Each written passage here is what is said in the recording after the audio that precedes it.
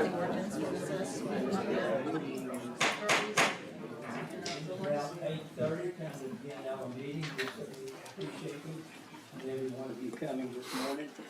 I'd like to thank newly elected Ray Davis for standing in my position for the last two meetings. I watched it. You did a heck of a job. I appreciate you showing up today. Some of y'all will understand what I'm talking about. OJT, on-the-job training, is the best experience that you can get. So you weathered it well. Good job. I had vertigo, so I could not come. Not hopefully, some of y'all have had it, but if you have, you know what I'm talking about. I'd like to thank the media for being here this morning. And, I'm not going to call them out by name because I always miss someone. So thank y'all for being here this morning. Going to now call on cell phones. If you have your cell phone, will you check them and please turn them off or put them on silent. We're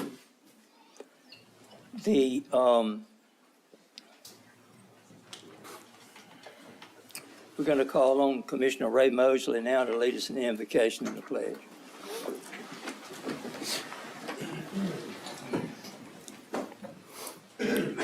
Let us pray. Most eternal Father, we thank you for this beautiful day, Father, that you have bestowed upon us, Father. Father, first of all, we thank you, Father, for giving us traveling mercy, Father, for each individual that's present this morning, that they could arrive safely, Father. Father, we ask you as we conduct this meeting today, Father, that you give us guidance, that you give us wisdom, Father, that we might do your will, Father, for it's about doing your will. Father, we ask you to bless this great county we live in, Father, bless this state, Father, bless our country, Father. And then, Father, we ask you to bless, Father, our public servants, Father, who take care of us on a daily basis, Father. And, Father, we would just ask you, Father, as we have had 3 recent weather events, Father.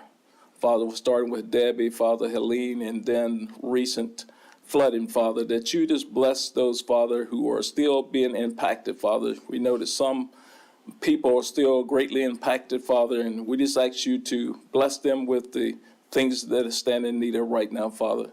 Father, we ask you, Father, to bless our first responders, Father, our troops, Father, who are fighting on many fronts, Father. We can have meetings like this morning, Father. And, Father, we ask you, Father, that you continue to bless the farmers, Father, as they get to the end of the season, Father, and are harvesting crops, Father. Father, we just thank you for every day, Father, and the things that you do for us, Father, on a daily basis, Father. And, Father, we give you all the honor because you do it, Father. Thank you. Amen. Pledge allegiance to the flag of the United States of America and to the republic for which it stands, one nation, under God, indivisible, with liberty and justice for all.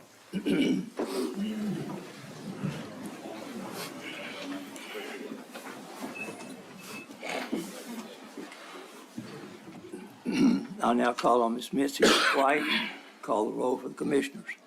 I, Venus Missy White, present as clerk of the Board of Commissioners of Bulloch County, hereby call the roll for those on the governing body. All those present shall answer by saying aye. Chairman Roy Thompson. Aye. Vice Chairman Ray Davis. Aye. Commissioner Ray Mosley. Aye. Commissioner Anthony Simmons. Aye. Commissioner Jappy Stringer. Aye. Commissioner Timmy Rushing. Aye. And Commissioner Toby Connor. Aye. I've determined that we have all members of the Board of Commissioners present. Therefore, we have a quorum to conduct business for the good of the citizens of Bulloch County. I now yield the floor back to the chairman. Thank you. I'd like to take just a minute or two to call attention to something that's not on the agenda. And, we probably had one of the best county managers that I've ever had the pleasure to work under. I know 3 of us here, Commissioner Mosley and Commissioner Simmons. We've each worked 20 years under County Manager Tom Couch, and it's going to be sad to see him go. I don't guess I've ever met anyone with as brilliant of a mind as he has. Tom has done Bulloch County well. He's done Bulloch County great. I think it'll take us probably, I don't know, some of y'all will differ in my opinion, but I would say maybe 2 to 3 years to see the results of all that has been accomplished under his leadership. I asked him a few minutes ago when was his last day, and he said the 27th. And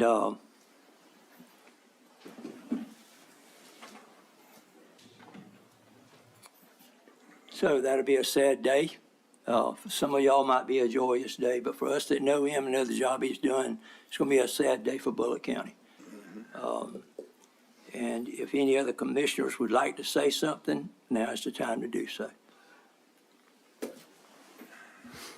Tom, I'd like to take this opportunity to tell you how much I appreciate you.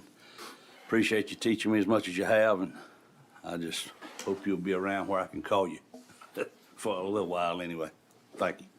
Thank you. Thank you, Tom.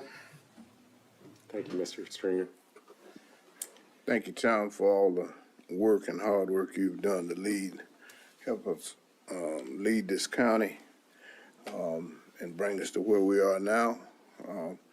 Good luck on your new job. I know they're getting a great county manager, and you always looked out for this county and loved this county, and I hate to see you leave on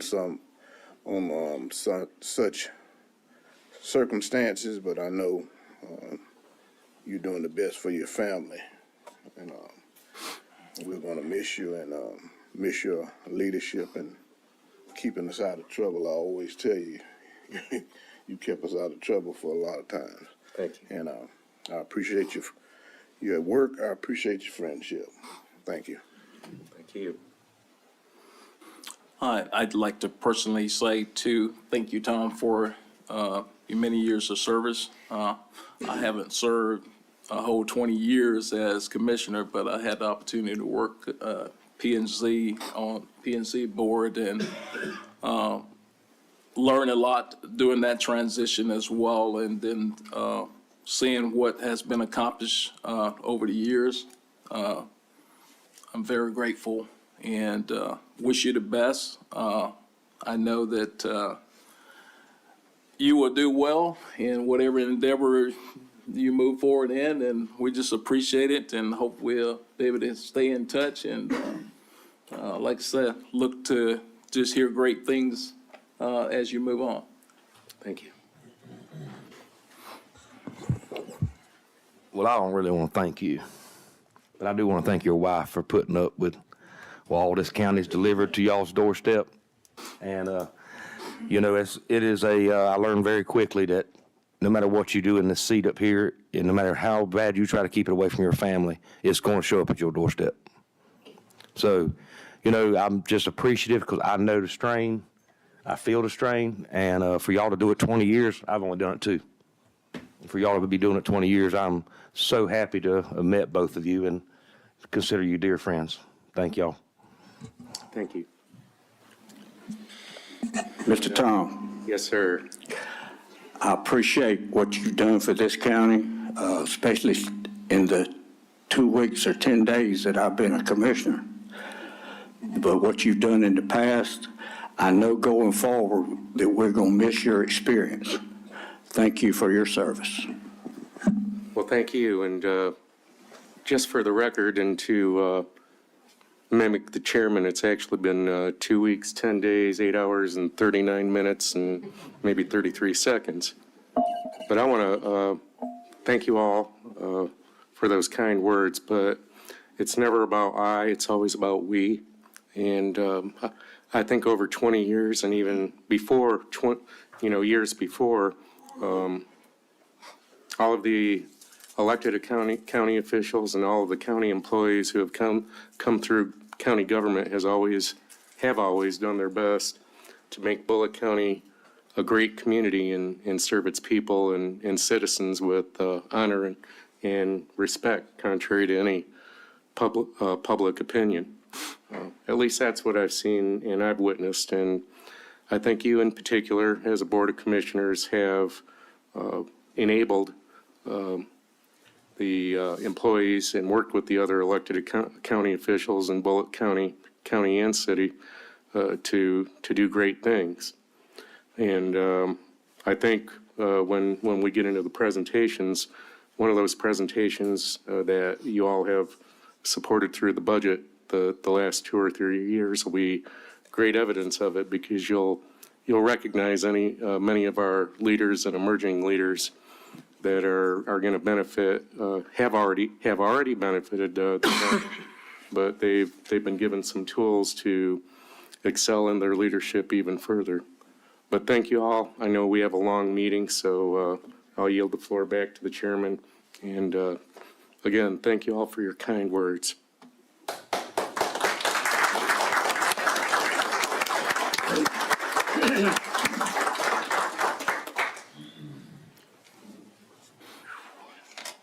Moving on,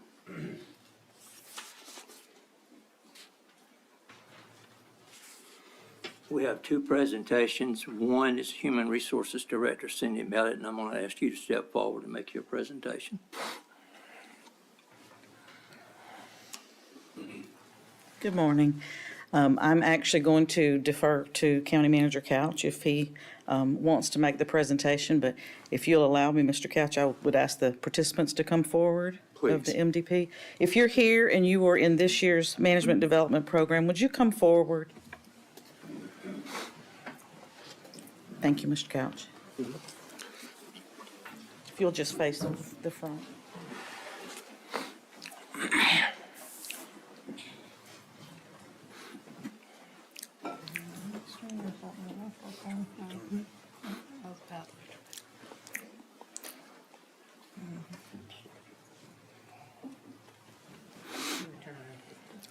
Just go ahead and face the commissioner.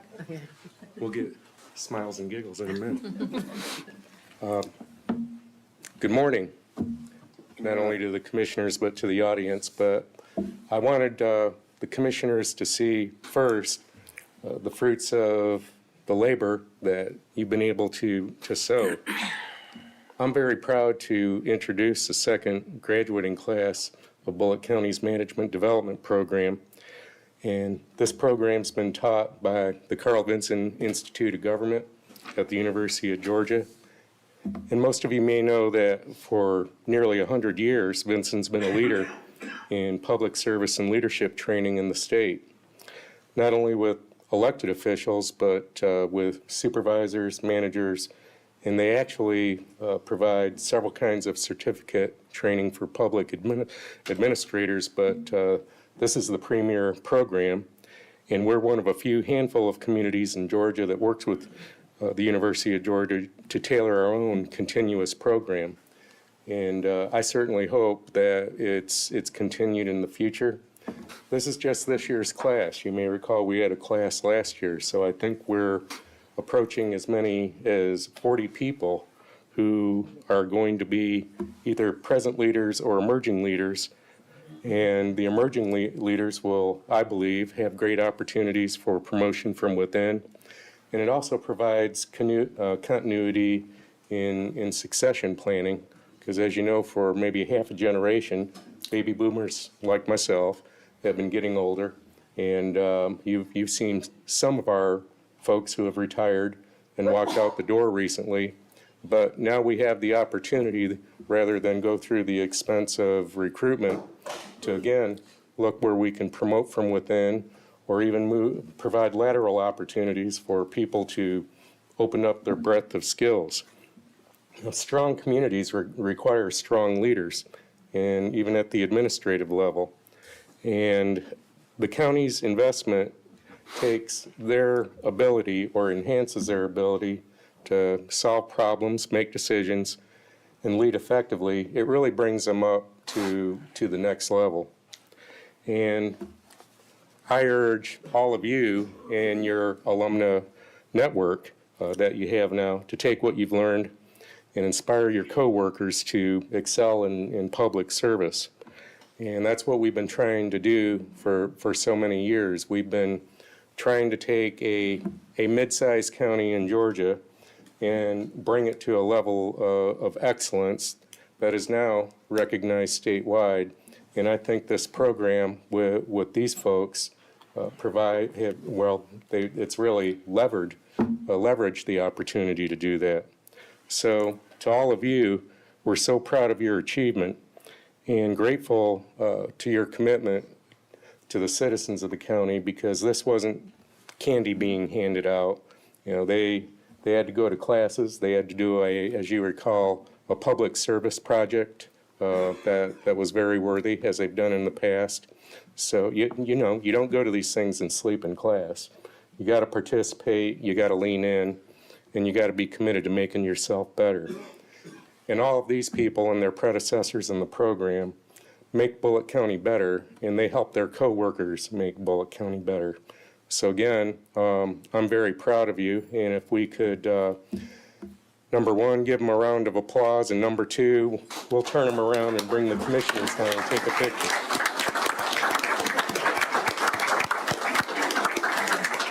Mr. Couch, if I may, can I ask Mr. Kennedy just to really quickly give a summary of what projects they accomplished? Yes, that would be a great refresher. Thank you. Don't go anywhere, everyone. We'll get a picture.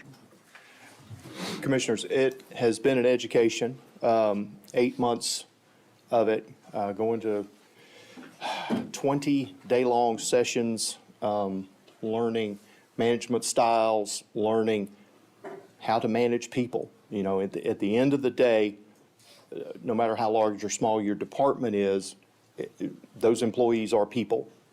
And treating people fairly, sometimes it's not treating everyone identically, but it's treating everyone fairly. And learning how to manage conflict within a department, within individuals, learning how to handle that, learning how to maximize folks and get them up to their potential, not just for you to be a better employee, a better director, a better department head, but how do you go back and make your employees better and make your department better. It's definitely an education and a time of growth for all of us. At the same time, so many of the folks that were in this class are essential workforce. And as Mr. Mosley mentioned in his invocation, we went through 3 emergency situations in this county. Our instructor said that he didn't recall any county ever having gone through what we went through during the time that we were still getting to class, getting our assignments, readjusting our schedule. We had about a 5-week layoff from what was supposed to be our graduation to when our graduation was, and I've made the joke, everybody's tired of hearing it, that our graduation also served as a class reunion because we hadn't seen each other for so many weeks. But learning how to work through all of that and persevere even during an emergency, I think showed the character of our county government, but also showed the character of all of these folks that are up here and their supervisors who made sure that they were where they were supposed to be. That education part, invaluable, and I think you see the benefit of that for years to come with these folks.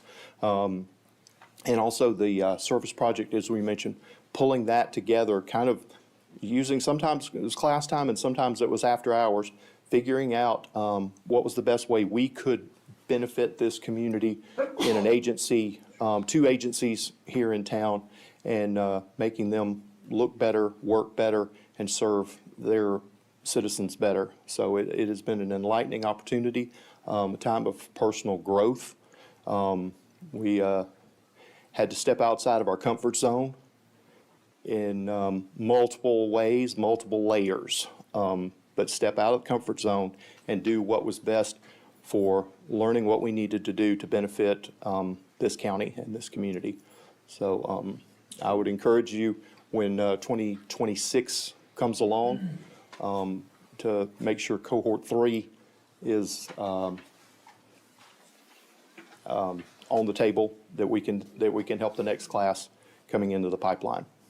And Dal, can you refresh them quickly in the audience on your service project again? Our service project was going in and rehabbing the front entrance, the wheelchair ramp, the stairs, the front porch of the Teal House, which is just up the street, Sexual Assault Victims Assistance Center, and also helping Open Hearts Community Mission with some planter boxes. Some of them do gardening. They're growing some of their own vegetables in these large portable planter beds that we made for them and put some plants in there. And so some of those folks are enjoying learning how to garden, learning how to grow their own food, and helping with the sustainability at Open Hearts Community Mission.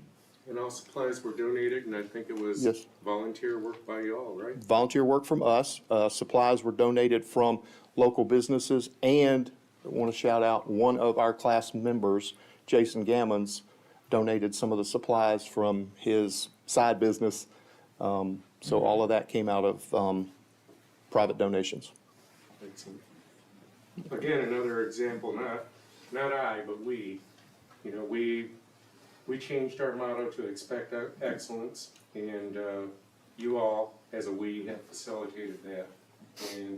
And speaking for them, I can't thank you enough for giving them this opportunity that's going to make them, their predecessors, and their successors in the program stronger and better. And some of these things can even be applied in your personal life, what they learn. So, you know, I have great gratitude for all of you for, and your supervisors where it applies for making the sacrifice. Thank you. Take your time if you want to step down for a second and join me. It actually might work better if y'all just stand up and come to the center there. Get everybody in there.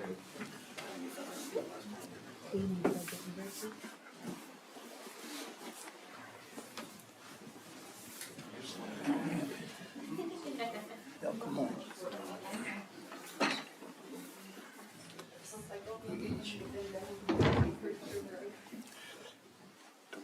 Come on, I ain't gonna bite you.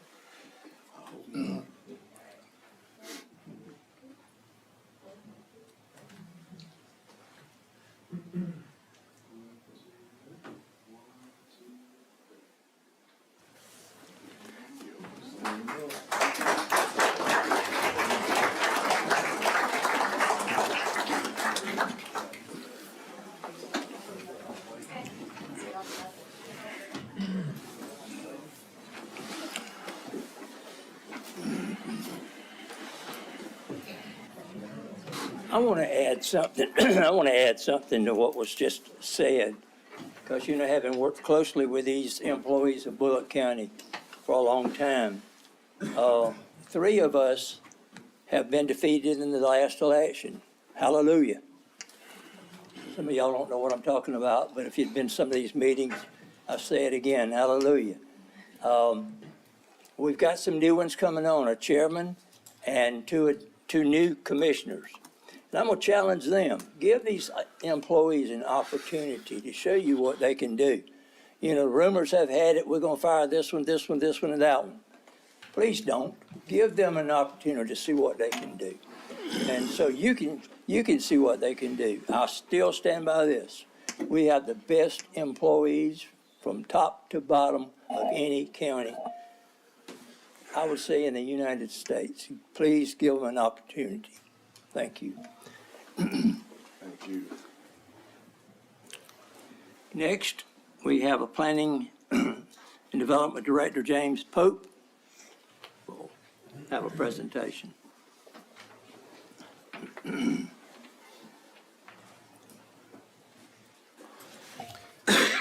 Thank you, Chairman and Commissioners. I'm James Pope. I'm the Planning and Development Director here for Bulloch County. Today I have the honor to introduce Goodwin, Mills, Kaywood, and Glenn Coyne specifically, and well, Kalanis Johnson, I guess you may speak as well. And Rhonda, I don't want to leave you out.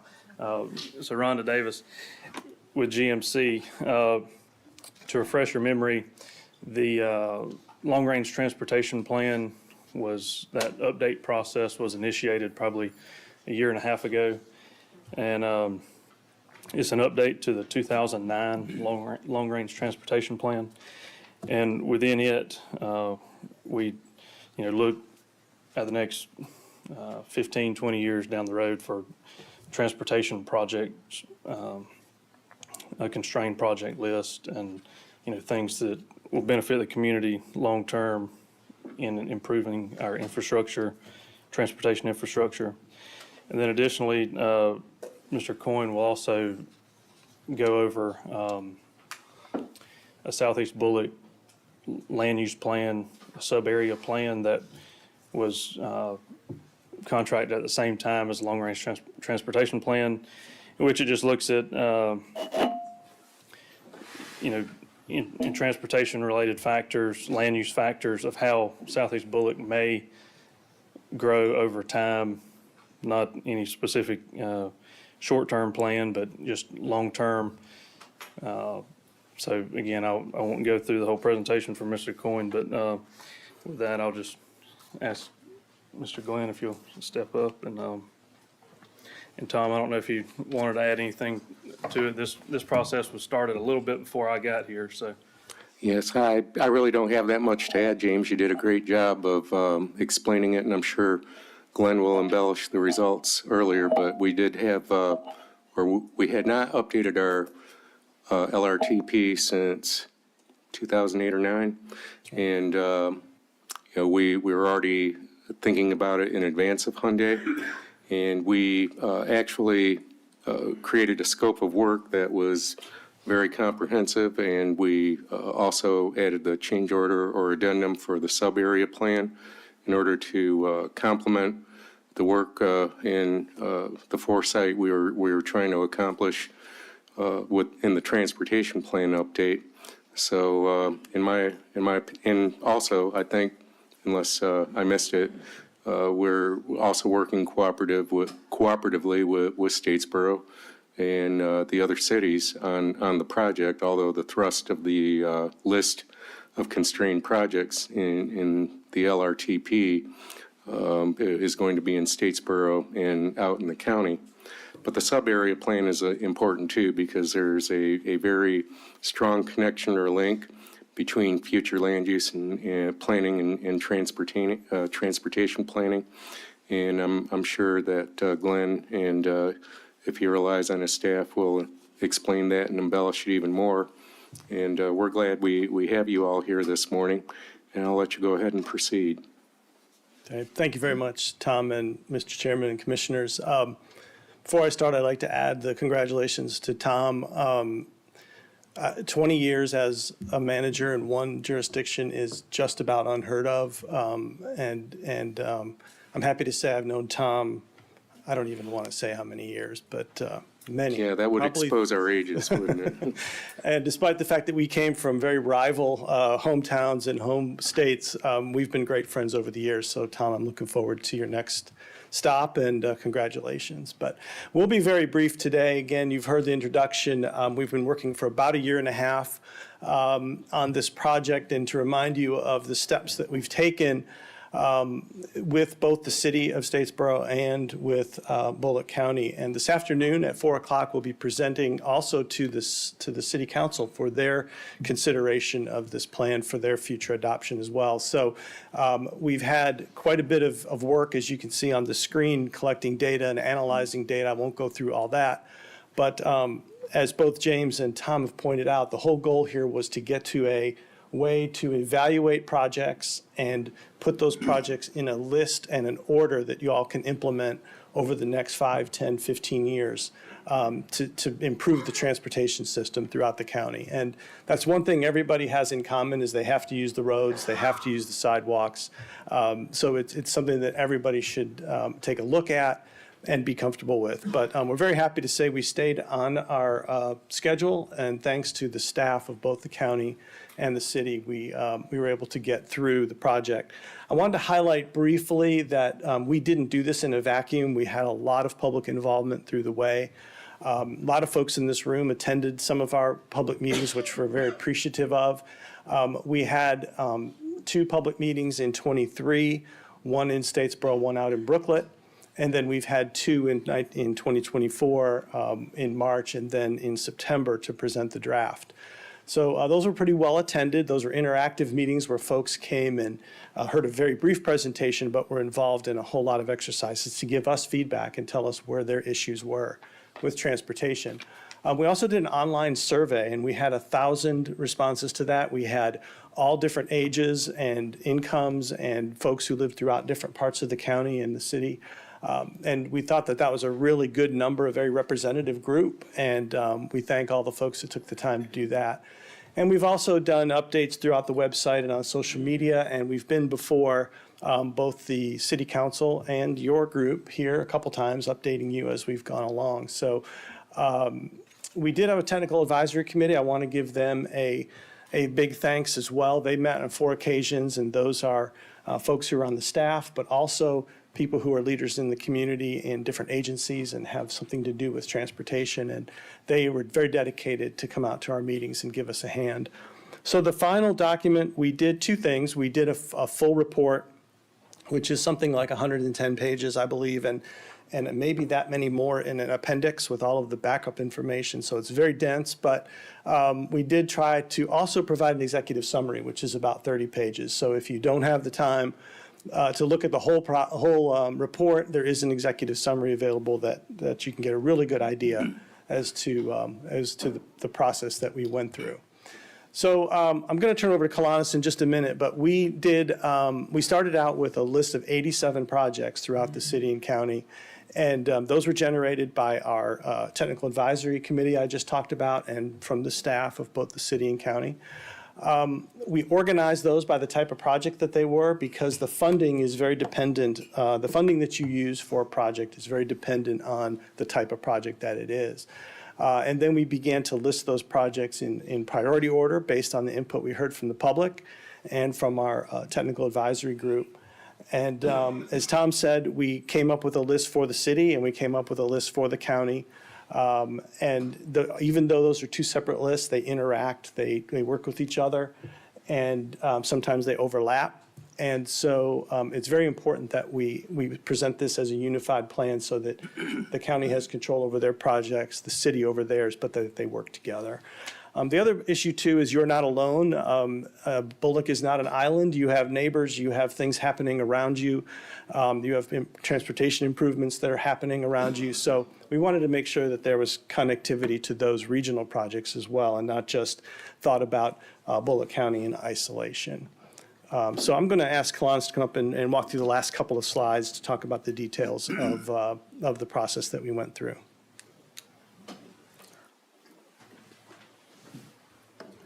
Good morning, Chairman, Board of Commissioners. Thank you, Glenn. As Glenn mentioned, a few slides here to talk a little bit about the transportation planning process. As you see, the 4 bullets kind of highlight the highlight levels of the process.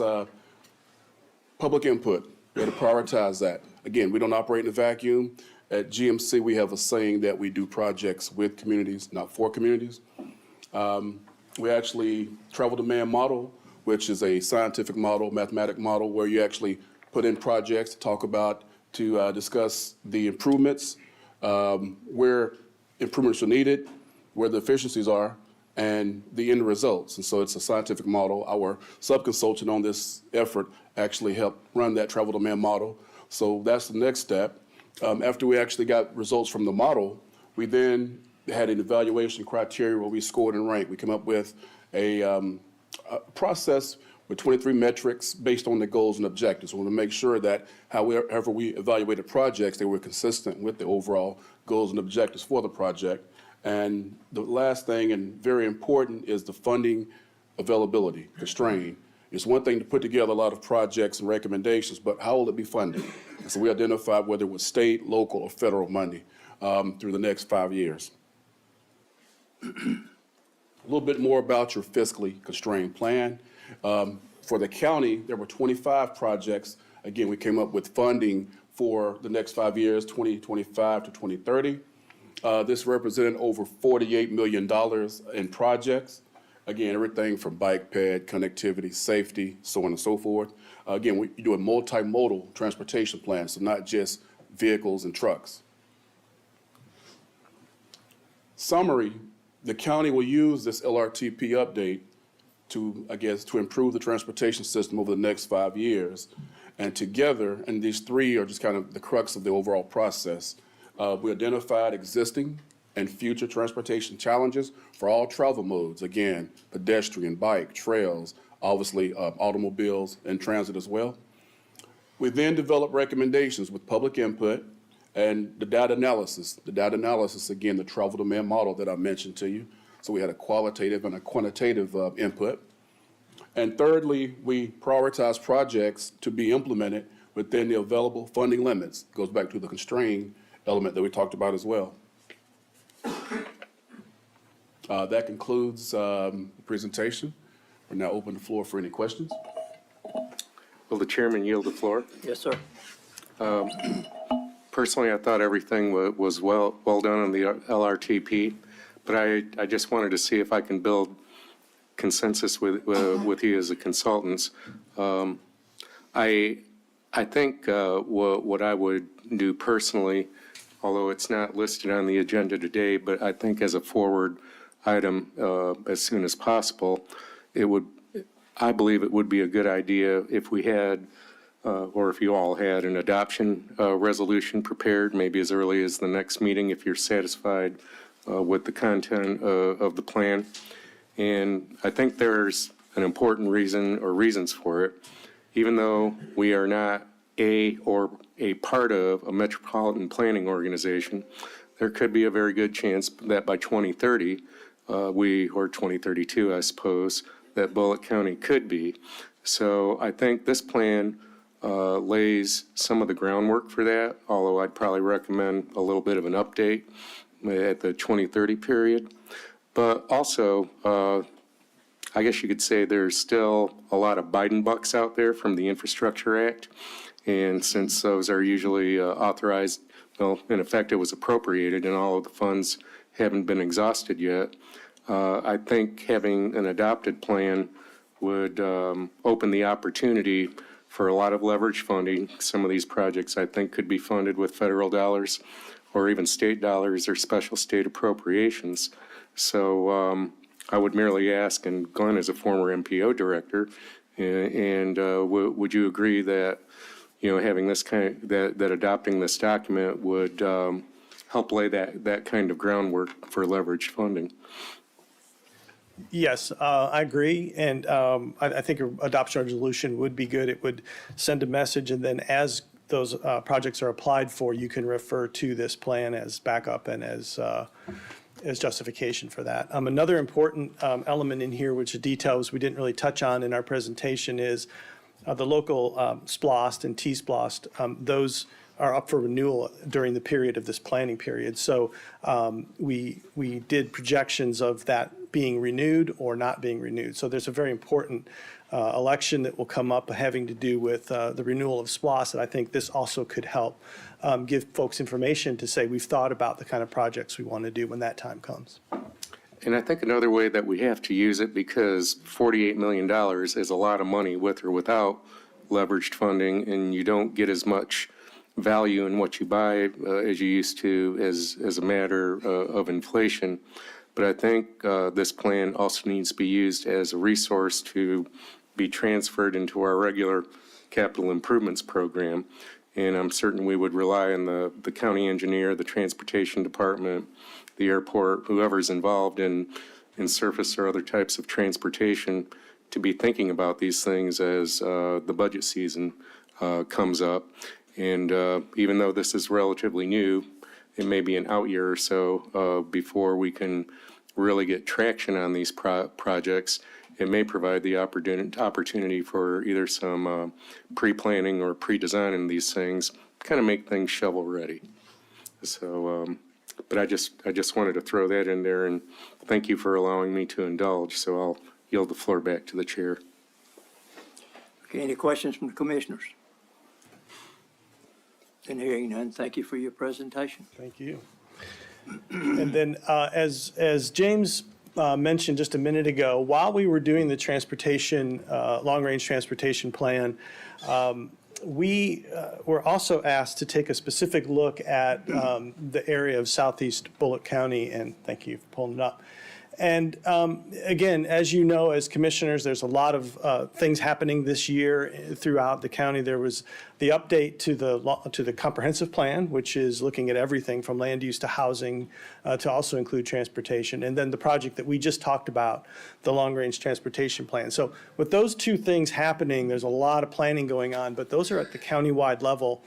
And there was a feeling that,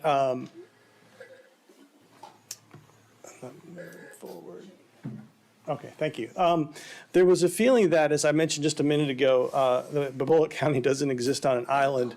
There's a few very major things happening just across the border that had a huge impact on the southeast portion of the county and will continue over the next 20 years. So James asked us to take a look at, what could southeast Bulloch County look like 20 years from now?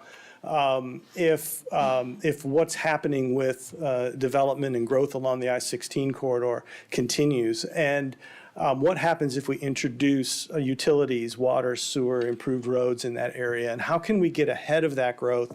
So this is really just an exercise to look at that and to prepare you for that, not saying this is exactly what's going to happen, but rather walking through what might occur in southeast Bulloch. Now, the map that's on the screen now is from the comprehensive plan. It's very general. They use something called character areas to talk about general areas of growth and development around the county. So you see a lot of emphasis with future growth along that southeast part of the state.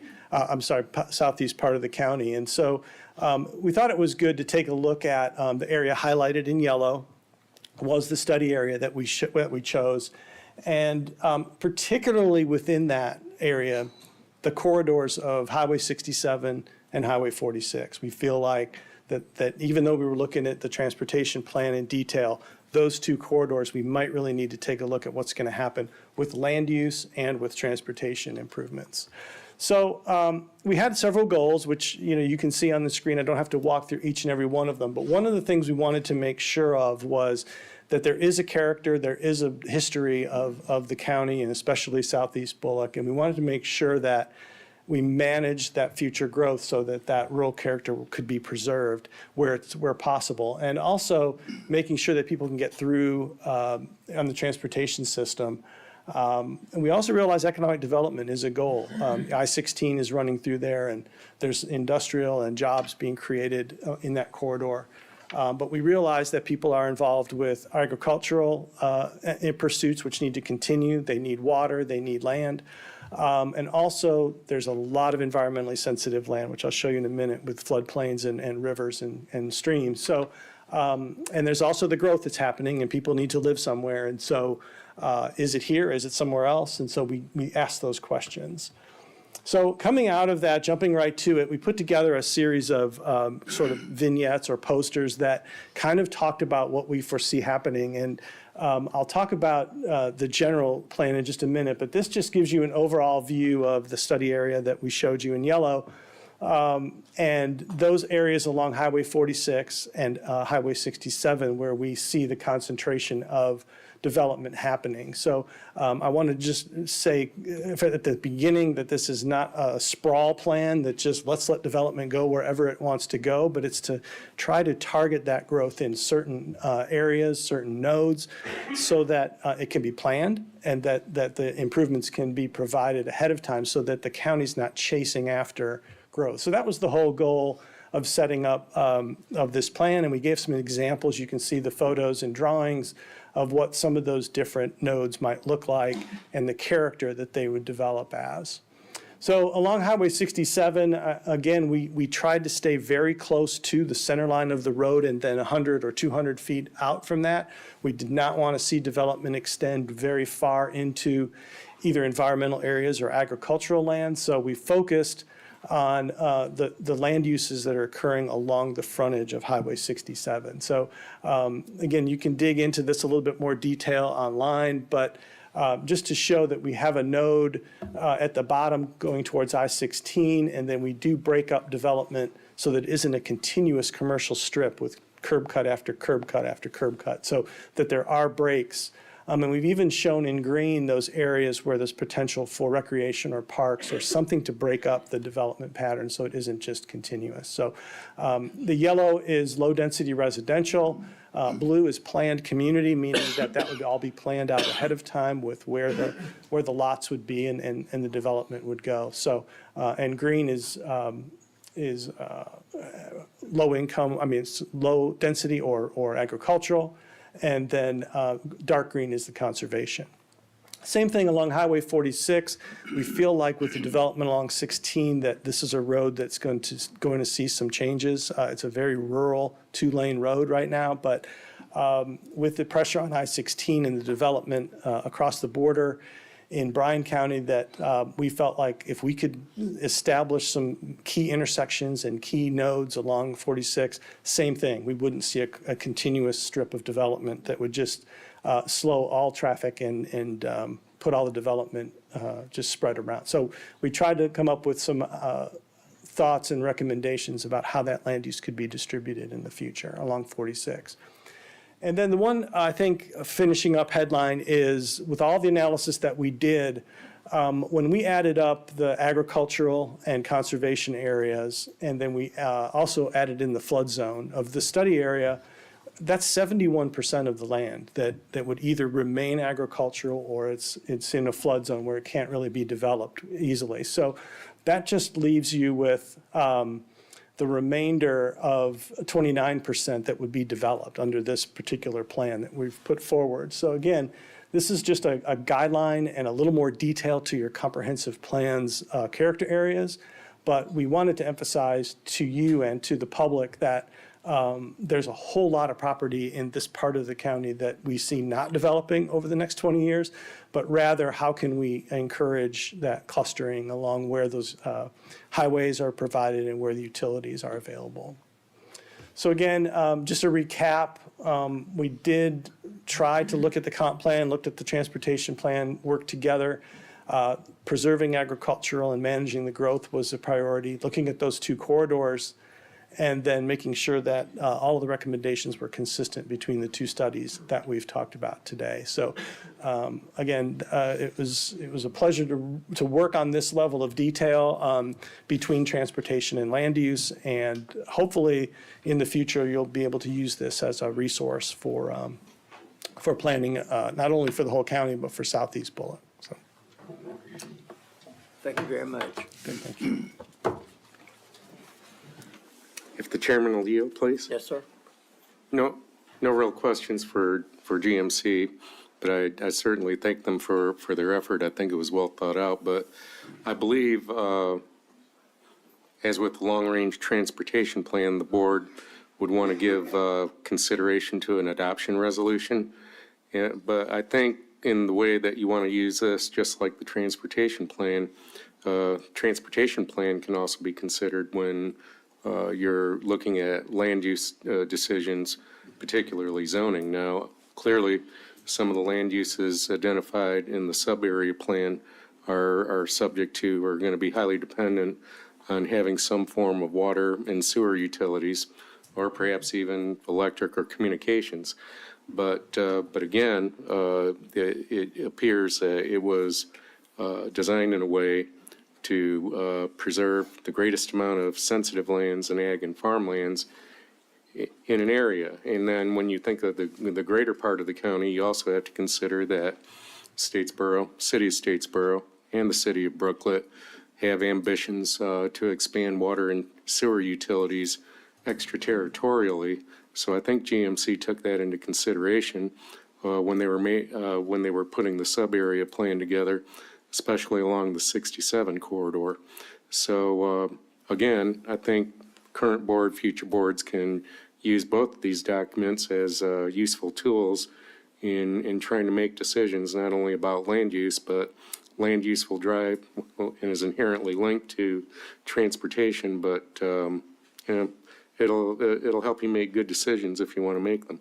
So again, my thanks to GMC. I know you've been working on this project and the transportation project for a long period of time, but I think you've in my opinion, yielded good results. And I also appreciate Mr. Pope and his staff because I know there was a lot of participation and effort behind the scenes by them as well.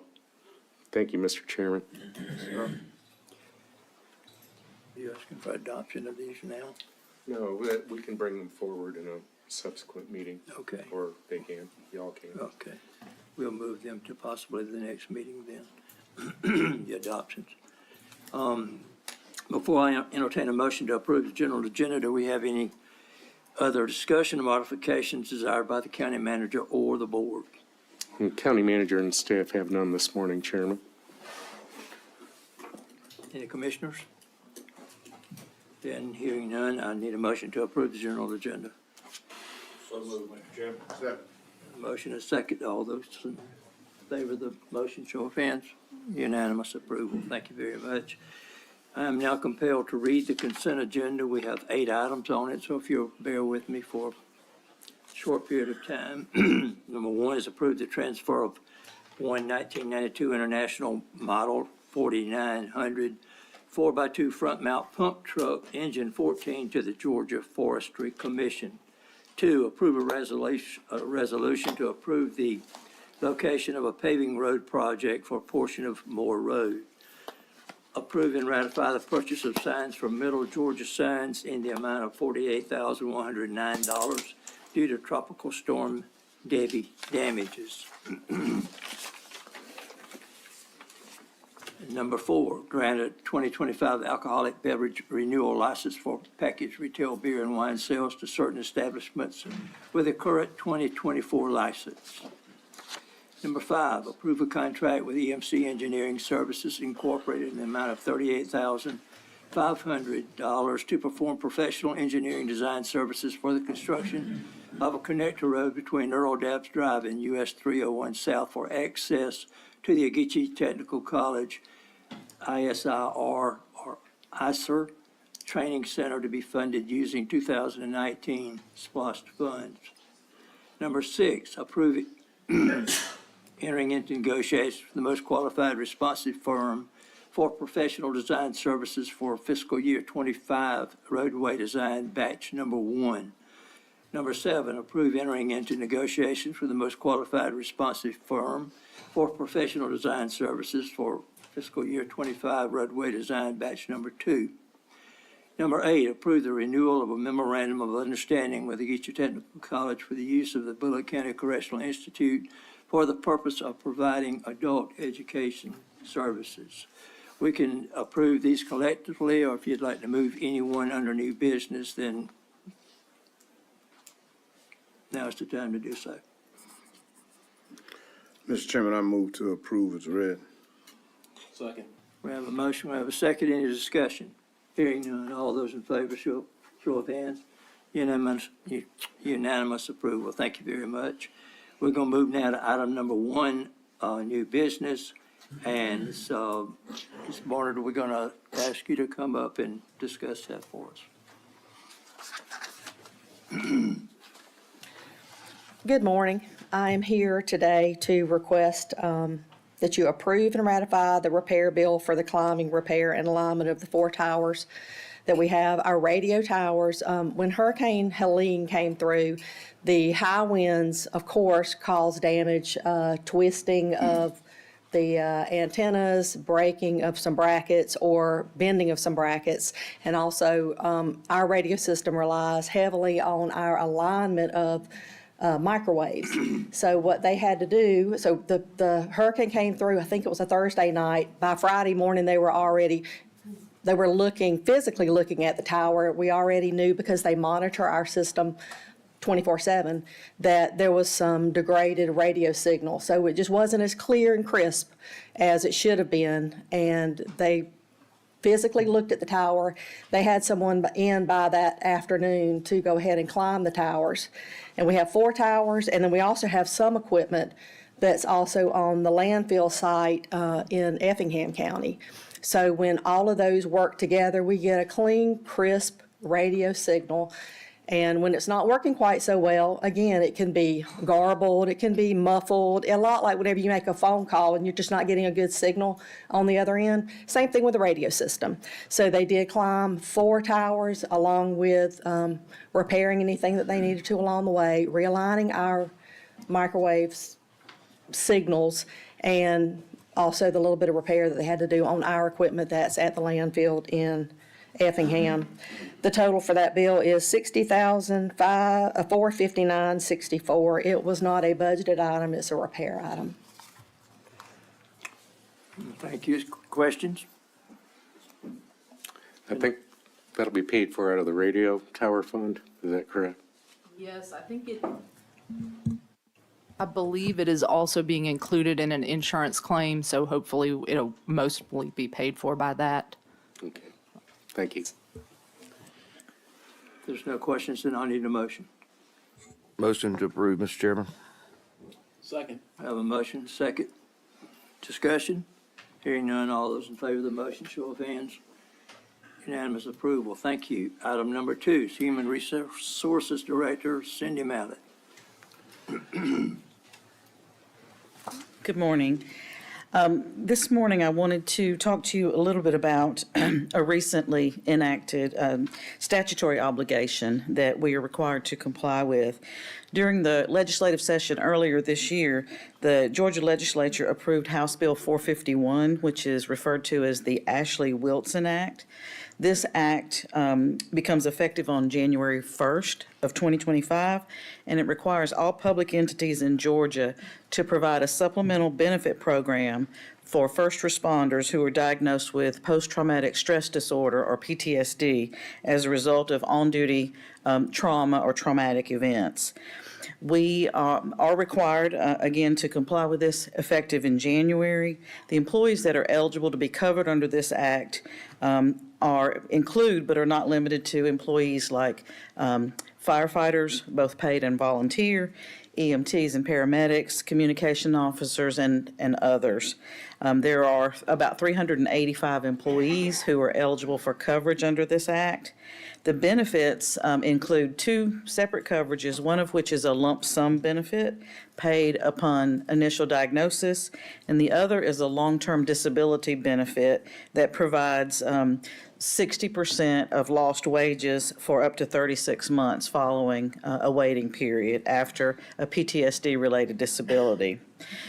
The Association of County Commissioners of Georgia, ACCG, is partnering with MetLife to provide coverage that will comply with the requirements of the Ashley-Wilson Act to all of its member counties.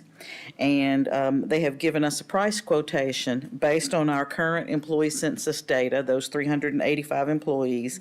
That price quote is $53,370, and it does include both of those benefits, both the lump sum and the long-term disability benefit. So if we participate in this program, it would bring us into compliance with the law, again, which becomes effective on January 1st. Until yesterday, I was not aware of any other option for obtaining this coverage. I do understand now that there is another broker who is working to put together a program, but with that program not being solidified yet and the due date or the effective date becoming January 1st, I still feel strongly that ACCG is our best option for obtaining this coverage, and it's, in my opinion, unlikely that an independent organization would have the collective negotiating power that ACCG has to provide the most efficient or most affordable price for this, complying with this new obligation. It is new, and counties and cities across Georgia are looking for ways to comply, and this provides that opportunity for us. We were aware of this requirement late in the legislative session, and so the CFO was aware. We knew going in as early as we could that it would be about $50,000, and ACCG's proposal has stuck closely to what their initial cost estimates were. So with that said, unless you have questions, I would ask that you consider approving the resolution to participate in this program and authorizing the submission of an application to the ACCG program. Thank you, Ms. Miller. Any questions?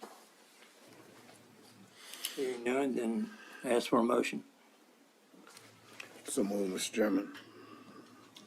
Second. We have a motion, we have a second. Any discussion? Hearing none, all those in favor, show of hands. Unanimous approval. Thank you. Thank you. Assistant Public Works Director, Robert Siemens.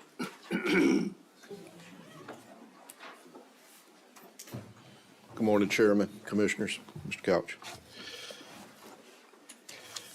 As you know, over the past few months, we've had some trying times with the weather here in Bulloch County. Back in August, we came to y'all with our emergency purchasing request, and y'all did approve 120 days to provide for us some relief going with County Manager Tom Couch signing off on purchases and then having them come back through y'all and be ratified through our financial policies.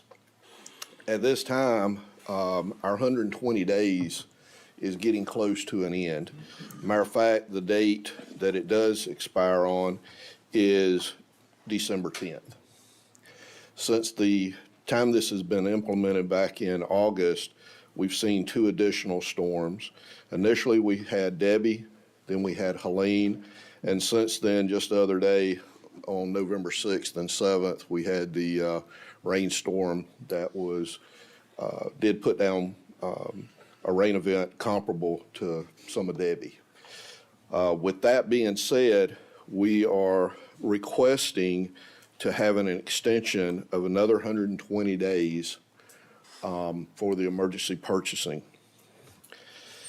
With this approval, we will still be using the same funds that we're using now. They're just not all allocated to Debbie. This would open the door for Debbie, Helene, and the rain event. Right now, we still have 12 roads closed in the county. There were 40. We've been working on them diligently. Right now, we have 16 unanswered complaints that we're trying to get addressed. The original number that we were working from was 48 total. We've got them down. Each day goes by, we're out there, our staff, working to address the road situations. At this time, we'd like to ask y'all to please extend an additional 120 days for our Public Works, Public Safety Rapid Response Plan and the emergency purchasing extension. Mr. Siemens, since our previous discussion about this item as an afterthought, I began to wonder if 120 days is enough, because I know working with FEMA and so forth is going to be a longer game. And, you know, we've all been apprised about the issue with the debris contractor and such. Yes, sir. And God forbid if we have any more weather events, but although I'm sure the commission, if you needed renewal beyond the 120, you know, that I feel like they'd oblige, but since we're here, do you feel like 120 is sufficient? At the time of our conversation, we went with just the original number that we had gone with the first time. Don't believe it would be unreasonable to request maybe even a 180-day extension or more. I will say that we are, as staff, working on several things to include RFPs that we're going to put out there, hope soon, to firm in some of these contracts that were put in under the emergency powers. And it's going to take us a while to get back to normal. This is not going to be a 6 months to a year time frame. I feel this is probably going to be several years that we're going to feel these impacts just because of the severity of the damages that have occurred. Well, I think I would rely on your judgment to determine how many days are needed, because you guys have all the eyes out there and everything like that. And, you know, I don't want to overextend, but I don't want to shortchange it either. But if you've still got 12 roads that are closed, is that what I heard you say? Sure. Yeah, it's going to take a while, even with or without contractors. It's been a devastating few months. Yes, sir. And we are in the background trying to put some contracts in place on following our normal purchasing guidelines, policies, and we hope to have some of those in place within the next few months to where we don't have to keep relying on the emergency purchasing. I might could help out with this. Commissioners, you have any problem with a 6-month extension? No. Then I'll accept a motion. So moved, Mr. Chairman. Second. I have a motion second. Any discussion? Hearing none, all those in favor of the motion, show of hands. Thank you, and we certainly appreciate the job that you do and Thank your you. department. Thank you all very much. Mr. Robert, though, with that extension, and I know that I'm asking for the world again, as usual, like I do to you and Dink all the time and the whole department. And y'all do a very good job of this, but please, both one of y'all or somebody from the department, every meeting we have, let's get the community updated on what we got going on and how we are progressing through this time. Please. We'll Thank be y'all. glad Y'all been to doing a good job. I just want it to continue. Yes, sir. Thank you. Thank you, Robert. Number 4, County Engineer Brad Deal.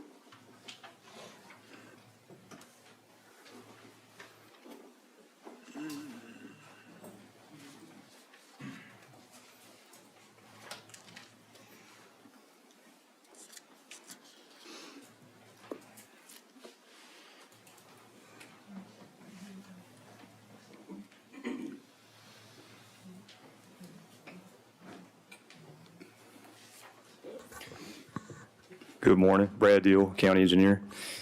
I think you all may recall when we approved the construction contract for the Brandon Pond Road culvert, that we had some discussion because Tropical Storm Debbie had just occurred as we were approving that contract. And we did have some additional scour, we believe, from that tropical storm. Most of the scour that occurred was underwater and not visible. We did have some of the road that also caved in additionally, but the largest area that we encountered was where the outlet end of the culvert is. And if you look at the screen, maybe a little bit hard to see from the audience, but the red box that is shown is the outlet end of the culvert. And there is approximately a 70-foot by 20-foot area that has scoured about 6 foot deep. The issue with that hole is that we have installed the culvert and we've installed the concrete apron that goes on the end. And we do have concern that the hole could cause some instability for the concrete, cause it to crack, and culvert could potentially have some damage over time if the apron is undermined by that hole. So what we're proposing to do is to fill in the hole with riprap, which is your large rock material that would hold that and protect the end of the culvert. Can you go to the next page, Dal? Let's see if you scroll down. We've got some pictures in there, but keep going a little bit further. Sorry. So the design engineer for the project also visited the site. If you want to hold right there, Dal, that's what the new culvert looks like. I think Dal actually remarked to me yesterday you can drive a car through it, which you can. It's pretty large compared to what was there.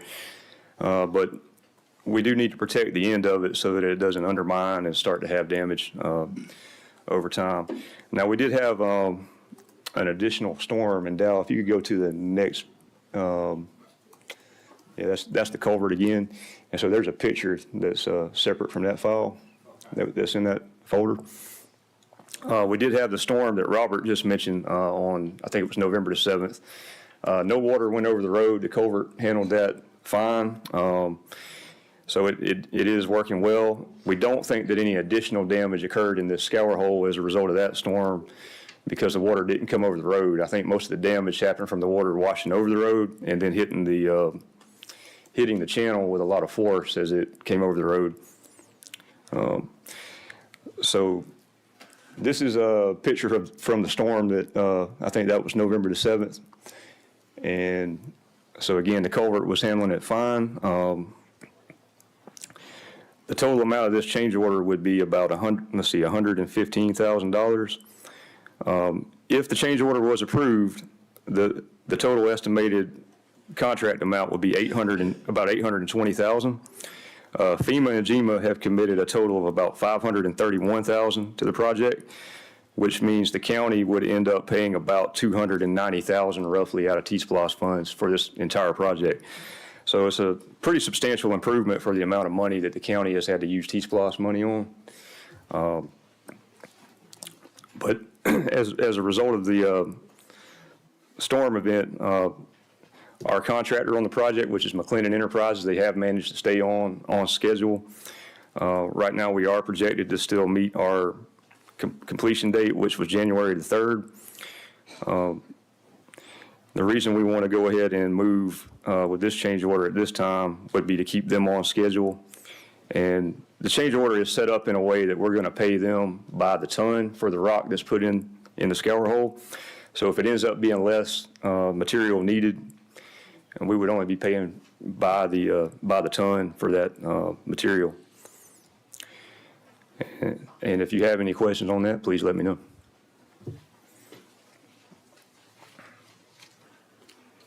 Questions? And hearing none, I will entertain a motion. Move to approve the change order, Mr. Chairman. Second. We have a motion, we have a second. Any discussion? Hearing none, all those in favor of the motion, show of hands. Unanimous approval. Thank you very much. Next, we'll move into, next be County Attorney Jeff Akins. Thank you, Mr. Chairman. On or about September 20th, 1994, the Georgia Department of Transportation, or GDOT, decided or deeded to Bulloch County the portion of Highway 46 from its intersection with Highway 67 to its intersection with 119. And I believe that was done in conjunction when they added the bypass to the state system. They removed this portion from the state system. On or about October 10th, 2011, GDOT realigned the intersection of Highway 67 and Highway 46, effectively resulting in the abandonment of a portion of the county-owned section of Highway 46. Raymond Waters owns the property on both sides of the abandoned roadway and has requested to purchase the abandoned roadway from the county. The Georgia Code authorizes the disposal of abandoned roadway property to the abutting landowner and authorizes a county to negotiate the sale of the property if the value is $75,000 or less. Based on the fair market value of the property, it's been determined that $8,160 is a reasonable sales price, and Mr. Waters has agreed to purchase the property for that amount. And the county certainly has no use for the property. We probably should have done this years ago, but if you desire to move forward with it, approval of the presented resolution will authorize the sale of the abandoned roadway to Mr. Waters for $8,160. And I'll be glad to answer any questions. Questions? I'll ask for a motion. Mr. Chairman, I make a motion that we approve this resolution. Second. We have a second. Discussion. Hearing none, all those in favor of the motion, show of hands. Unanimous approval. Thank you. Jeff, you're up next again. All right, thank you, Mr. Chairman. You have before you a resolution that will approve and authorize execution of an intergovernmental agreement, or IGA, that has been negotiated between the county and the municipalities of Statesboro, Brooklet, Portal, and Register concerning the 1% special purpose local option sales tax, or SPLOST, as we call it, referendum planned for March 18th, 2025. If the referendum passes, it will be a continuation of the current 1% SPLOST that is set to expire on September 30th, 2025. The IGA anticipates SPLOST collections of $138 million over the 6-year term of the SPLOST and lists the county and municipal projects and their estimated cost. 2 projects that are being allocated proceeds off the top are the addition to the jail in the amount of $51 million and purchase of space in a solid waste regional landfill in the amount of $9,600,000. Those 2 projects will receive monthly distributions over the 6-year period equal to those amounts.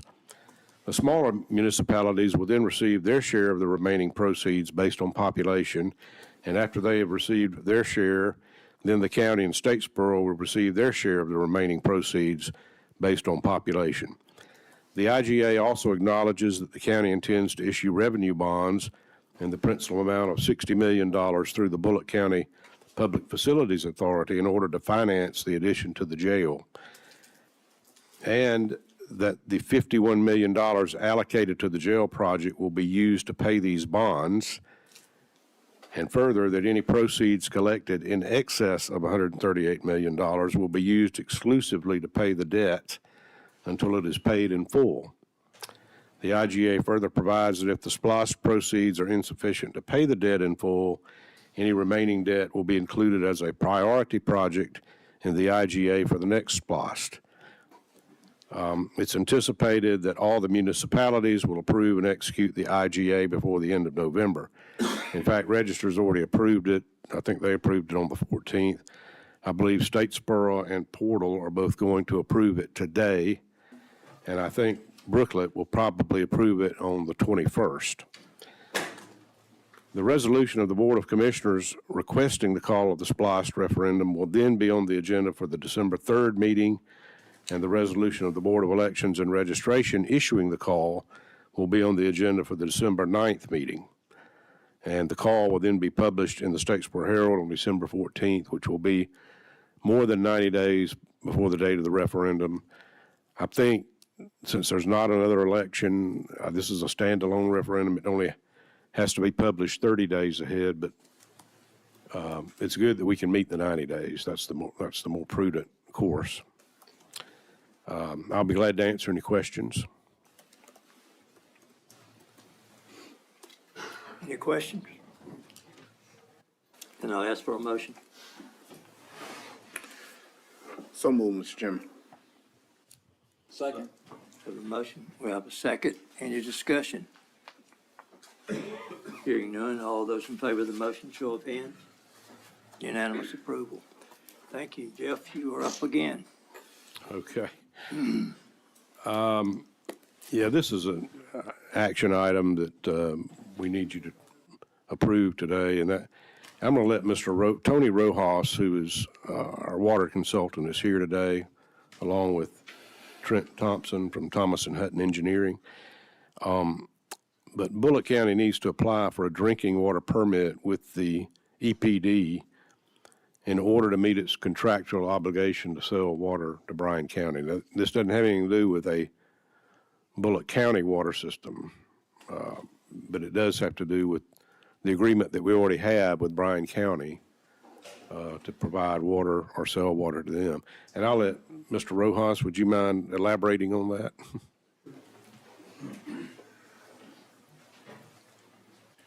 Good morning. Morning. Yeah, it's really straightforward. When you create a public utility and provide water service in the state of Georgia, there's a 2-part permitting process. Your first is your groundwater permit, and what that permit does is it secures for you the source of water for your system, and then secondly, the quantity. And y'all know we've been through that groundwater permitting application process right now so far. The second is the drinking water permit. That basically allows you to operate a public system. It basically says you have the capability to do it, the administrative infrastructure, the financial wherewithal. It's got an application, it's pretty simple. There are a few steps to it, and has a business plan. And a lot of it is really for when you look at it and start studying it and the business plan, it's for those smaller private systems to make sure that they're capable of operating that long-term, and they know what they're getting into, and they're generating enough revenues to maintain the infrastructure and have the staff and the capability to do it. So it's a two-part process, and what we're doing is asking for authorization to continue and with that permitting process for the drinking water. It's not for you to operate a public utility in Bulloch County, but it would allow you to if you choose to. It provides you that flexibility if in the future you want to operate a utility and the water system and provide service to your residents. I think too, regardless of how the water is used for, shall we say, consumptive purposes. Yeah. You know, it also ensures that there's no, that it meets the standards of the Safe Drinking Water Act.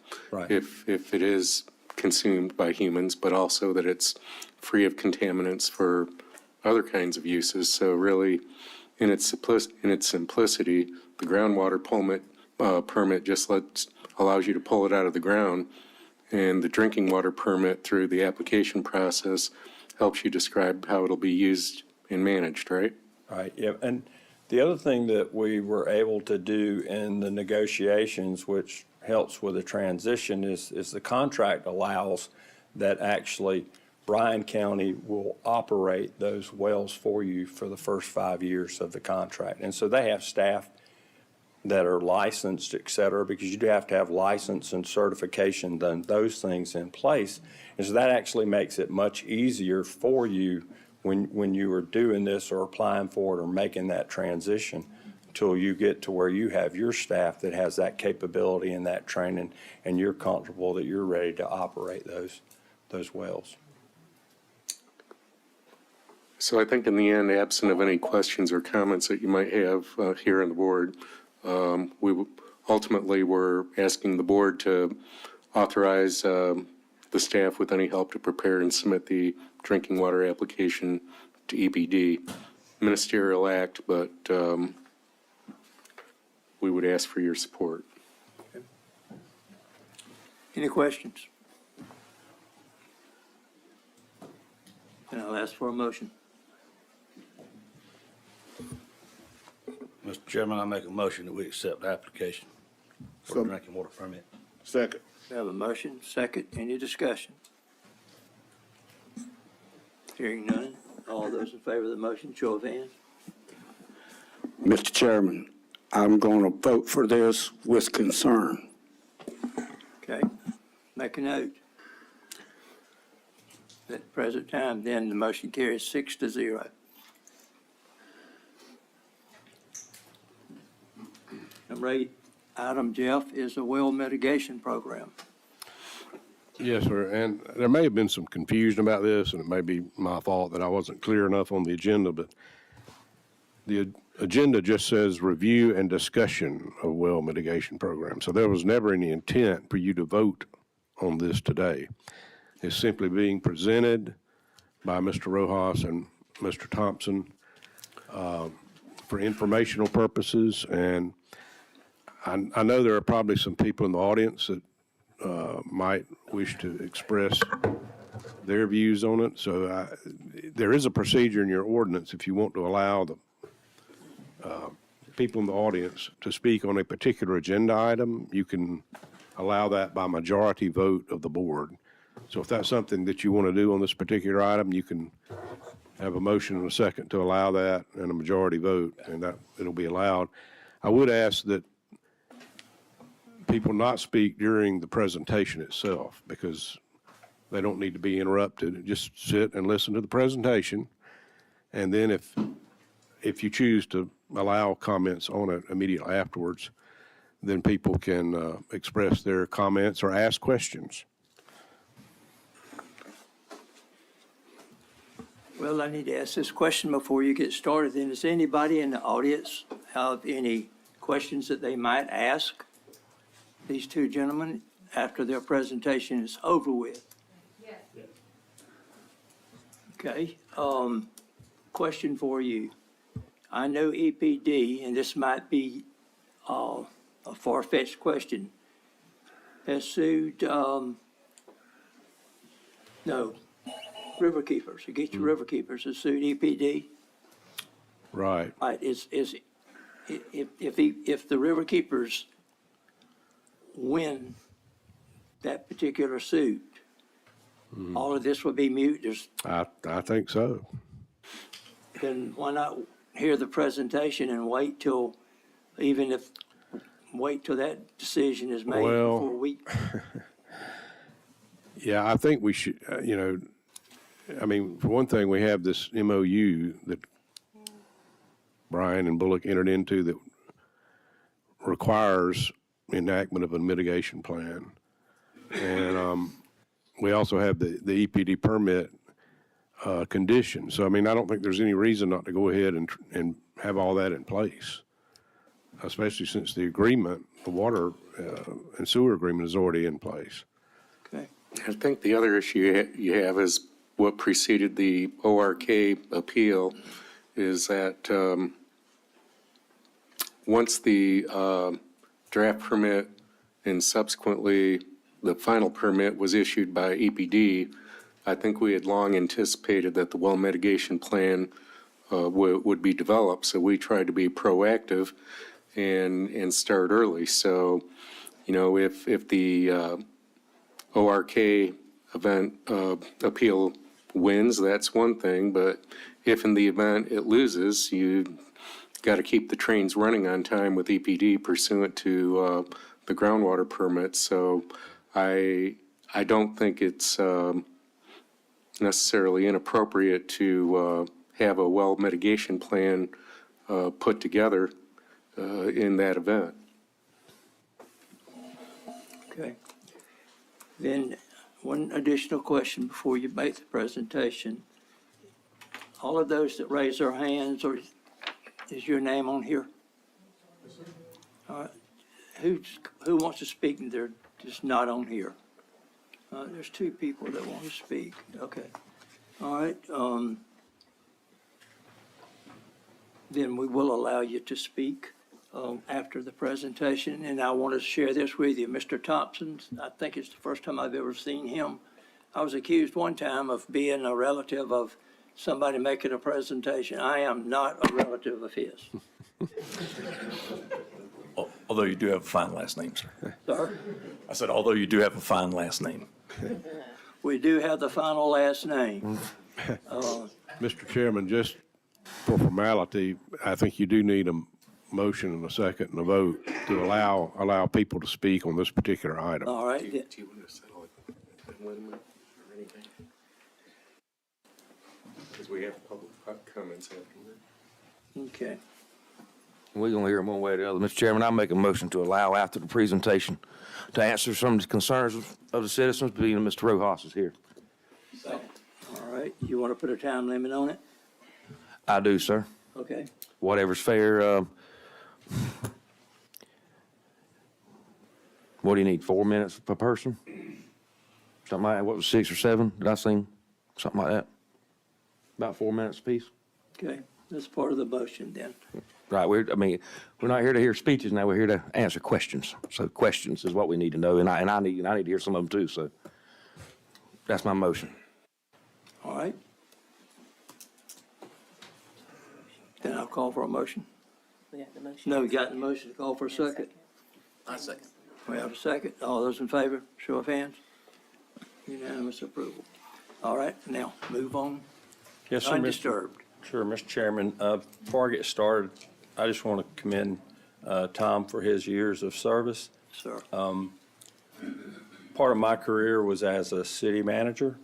I served for 17 and a half years in the communities of Hawkinsville, Vidalia, and Moultrie.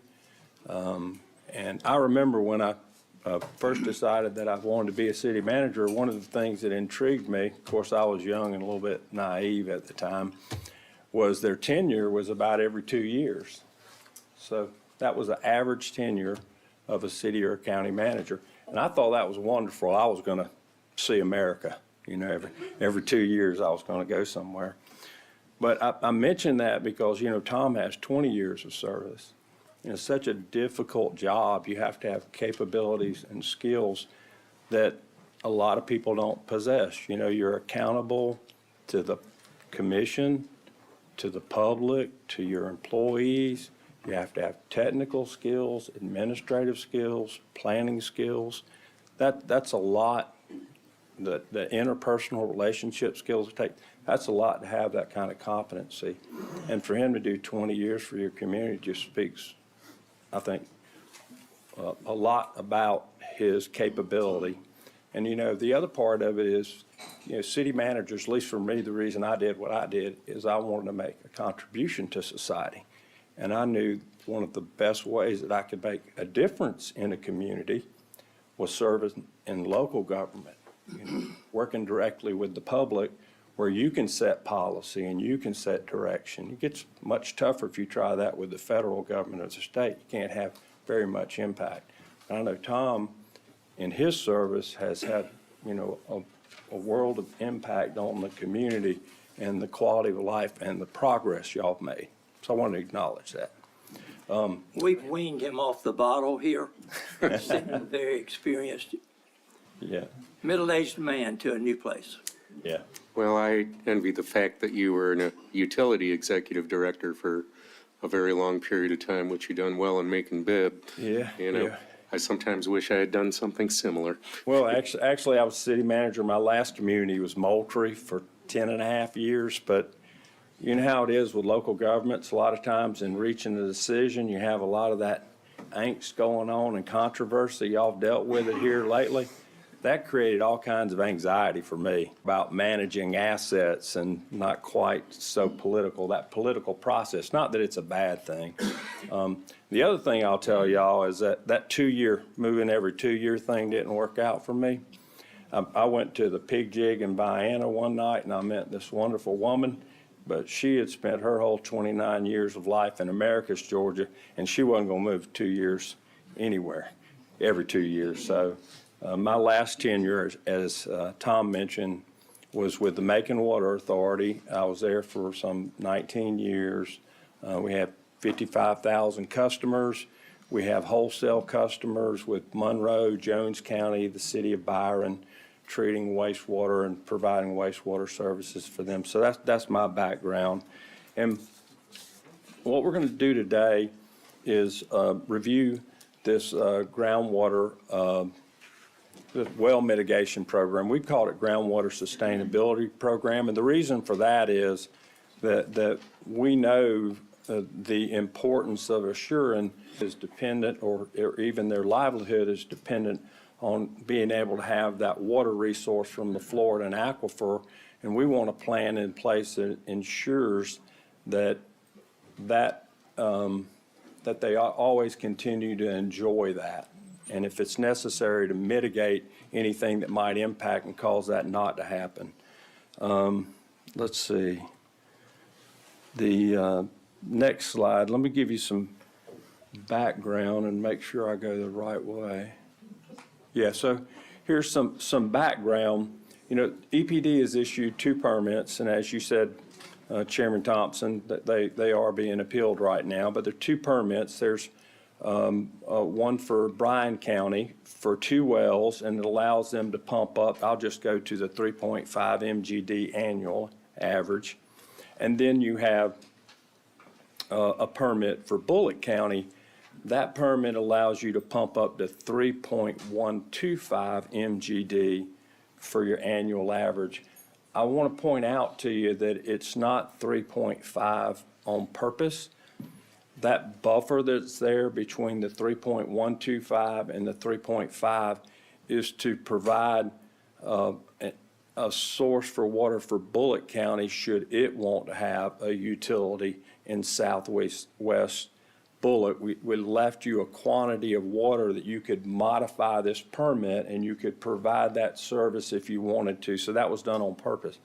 Now, those permits have 2 special conditions. One's designed to address short-term impacts and one's designed to address long-term impacts. The short-term impacts is about basically the idea that when the 4 wells are pumping or wells are pumping, they have a cone of depression, the static water level is drawn down, and it's possible that you could draw down that static water level below the pump that someone has in place, and then they wouldn't have access to water. They want a mitigation plan in place to make sure that if that happens, actions are taken to restore that water supply for that well owner. And then secondly, you've got the long-term impact mitigation, and that's the one with an alternate water source. Now, EPD has set it at 25 years. You know, there's a reason for that, and it's got to do with how difficult it is to do a project that big. And it's more than funding. I will tell you that when you get into things like you need a new intake structure on a river, you end up involved with Fish and Game and the federal government, and the process of getting that approved can literally take years. I did one in Macon, and after 3 years of negotiating, we just decided to stay with the one we had. But irrespective, I think it's fair to say we would all like to see that happen sooner than 25 years, and we're going to be talking to y'all, where Bryan and Bulloch can work together to try to expedite, if you will, that alternate source and get it here sooner than 25 years. I can tell you that you'll need to work with your regional partners, but discussions have already began in earnest with regional partners about how to accomplish that. So I think the goal is to not take 25 years to provide that alternate water source, okay? Now, one last thing I'll add, because I was retained, Tom reached out to me, and I represent y'all, is I certainly I hope it doesn't happen tomorrow, because you stand to gain significant revenues from the sale of water to Bryan County for this, and it's in the millions of dollars, and you can use that as you choose for your government operations. You could use it if you wanted the utility. You could cut back your taxes. I mean, you have that prerogative, and it is a substantial sum of income that you would generate annually when these wells are up and operating. So with that, the other thing I want to tell you is we recognize this is an evolving program. We have not got this, if you would. We know that as we implement the program and administer it, you're going to learn. You know, you're going to gather information. You're going to learn how you could be more efficient. And you're going to want to modify it. It's like anything you do in government when you're providing a service. You're analyzing what you're providing.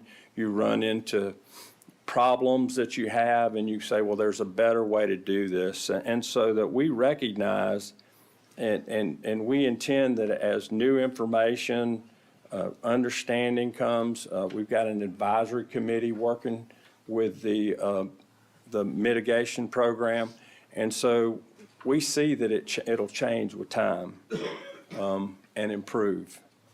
And then with that, I'm going to turn it over to Trent. He's the VP of Infrastructure with Thomas and Hutton. He's going to give you some technical background. He's going to talk about the Florida and Aquifer, talk a little bit about the mitigation area that we've got for this project. Trent? Yep, great, thanks. So I guess first let me say, don't worry. I realize it's early morning. We're not going to have a significant science class today, but I do think it's important to have a little bit of a basic understanding of the aquifer, primarily as we get to talking about the mitigation measures themselves, right? And so everybody's got, and the commission can have a pretty good understanding of the system. The real purpose of these two slides is to show the Florida aquifer. One, it's a vast and plentiful aquifer. It covers, as you can see, parts of Alabama, most of South Georgia, parts of South Carolina, and all of Florida.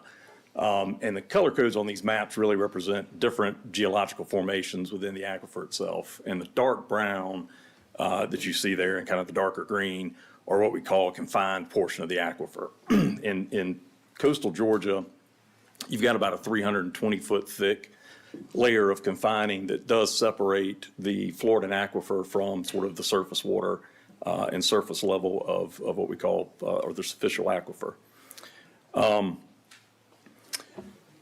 Again, just another slide here, just to really show kind of a cross-section. Again, in this part of Georgia, the Florida is in that confined aquifer. You've got that 320-foot layer of aquitard, as it's called, that separates, again, sort of those superficial layers. So if you were to go out and dig a hole, for example, and come back a couple days later or a couple hours later and it was full of water, that's what you would call the superficial or just kind of water table groundwater. The Floridan is totally different. One way to think about it, probably the most simplistic terms, is that limestone layer in there kind of acts like a saturated sponge, right? It's under pressure because of how deep it is in the ground. And if you were to drill a well, poke a hole in it, the water level comes up. How high that water level comes up into the well casing, we call the potentiometric surface. So pay attention to that term. We're going to use it here on a couple slides. But when we're talking about, and when you've heard us say the water level drop in the well, what we're talking about is the potentiometric surface in that well. So how high the water comes up into the casing, not the level of the aquifer itself. The water level in the aquifer is not going to change. What the potentiometric surface really represents is sort of a lowering of pressure locally in that area of the aquifer. So, what did EPD look at and what was sort of the logic behind this mitigation effort to deal with short-term impacts? What EPD did was they actually ran two separate simulations or models of their large statewide model.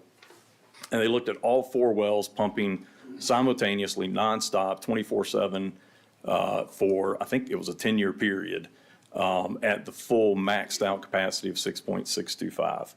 So that's what, when we show these contour maps in a minute, that's what this represents, is what the drawdown of that potentiometric surface would look like based on that modeling. In reality, we're not going to have that much usage right out of the gate. Pumping's probably not going to max out to that level for over 5 years.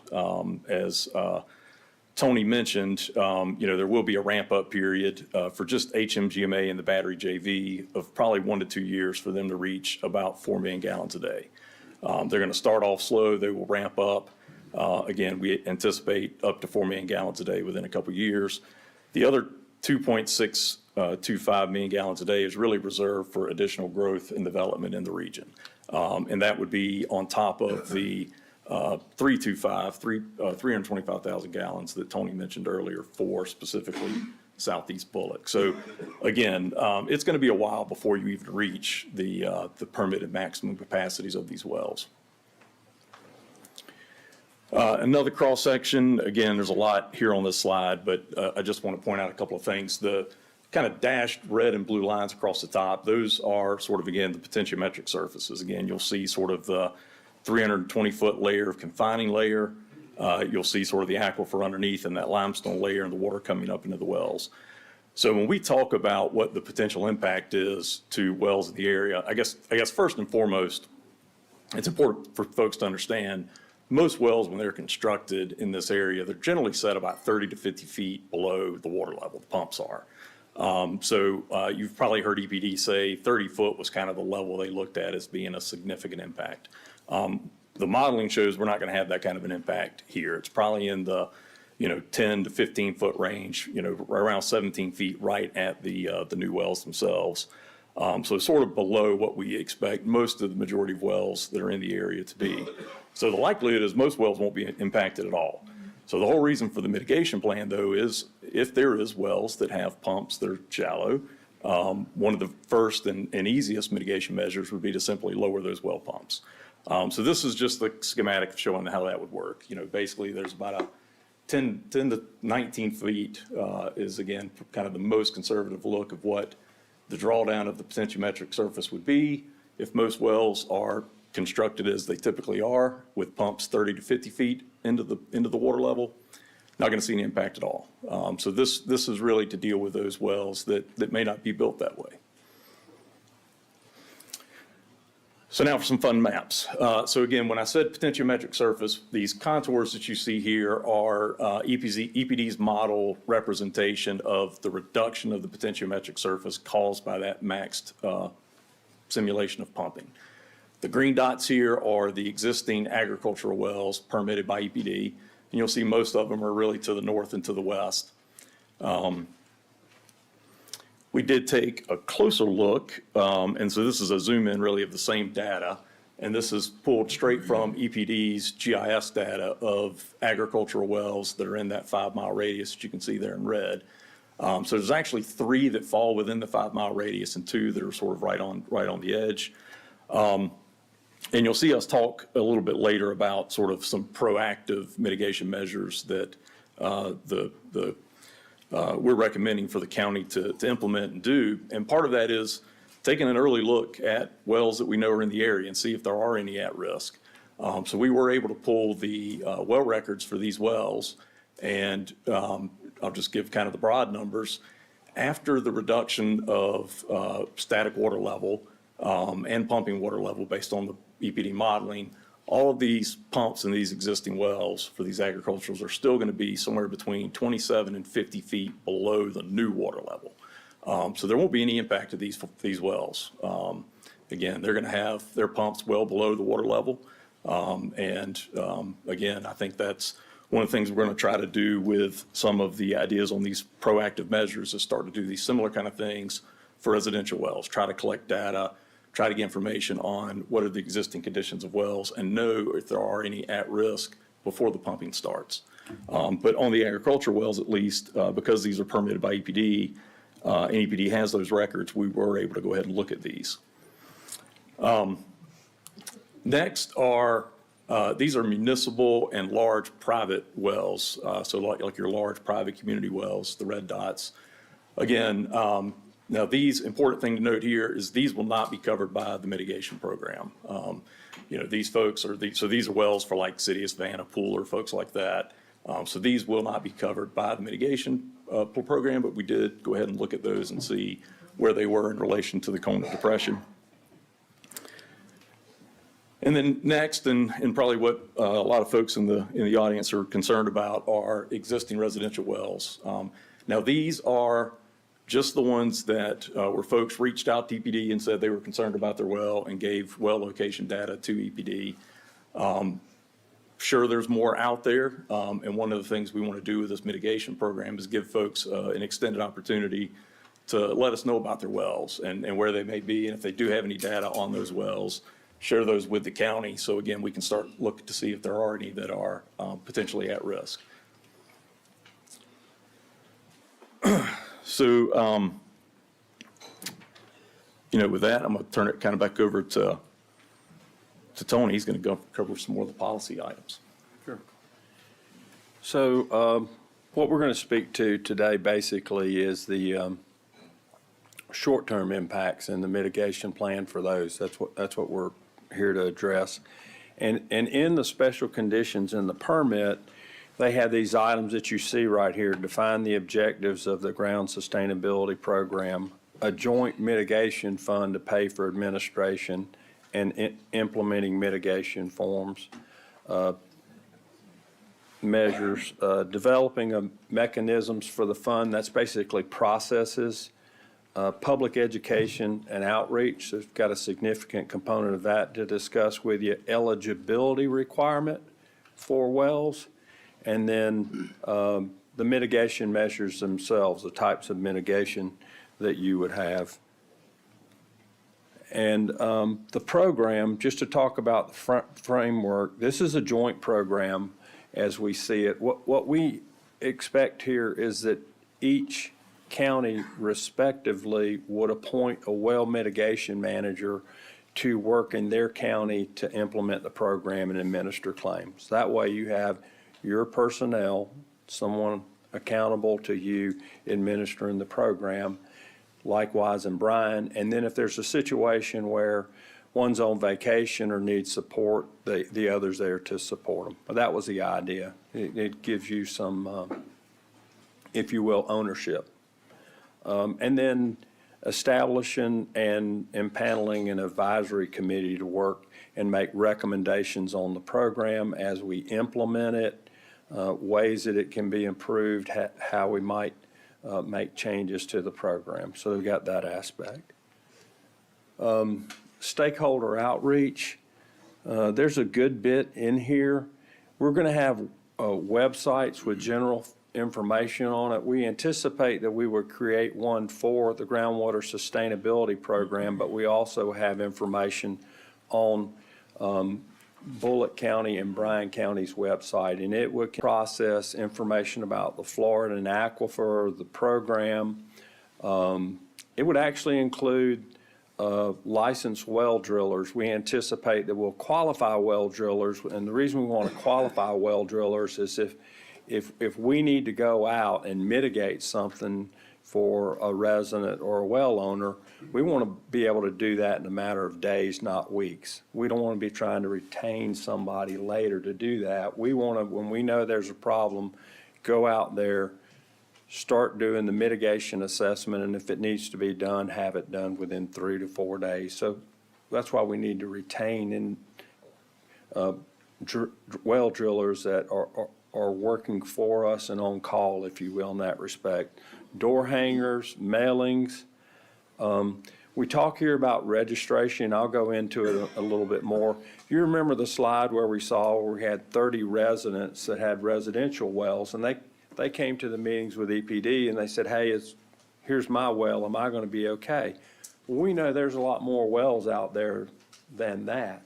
And what we like to do is seek voluntarily for people that own wells to give us information about their wells, and even for us to work with them to get that information. Because what we understand is a lot of folks put that well in the ground and they forget about it. I mean, it runs, you know what I mean? It's providing you water. You're taking care of the other things that are important in your life. And you may not remember how deep it is and all those things. Some people, when we study these well mitigation plans, they almost forget where their well is on their property. But at any rate, the idea is to have that information. It'll help us to know how many are out there, and I've got a slide on that specifically, but it is, I will add this, it's voluntary.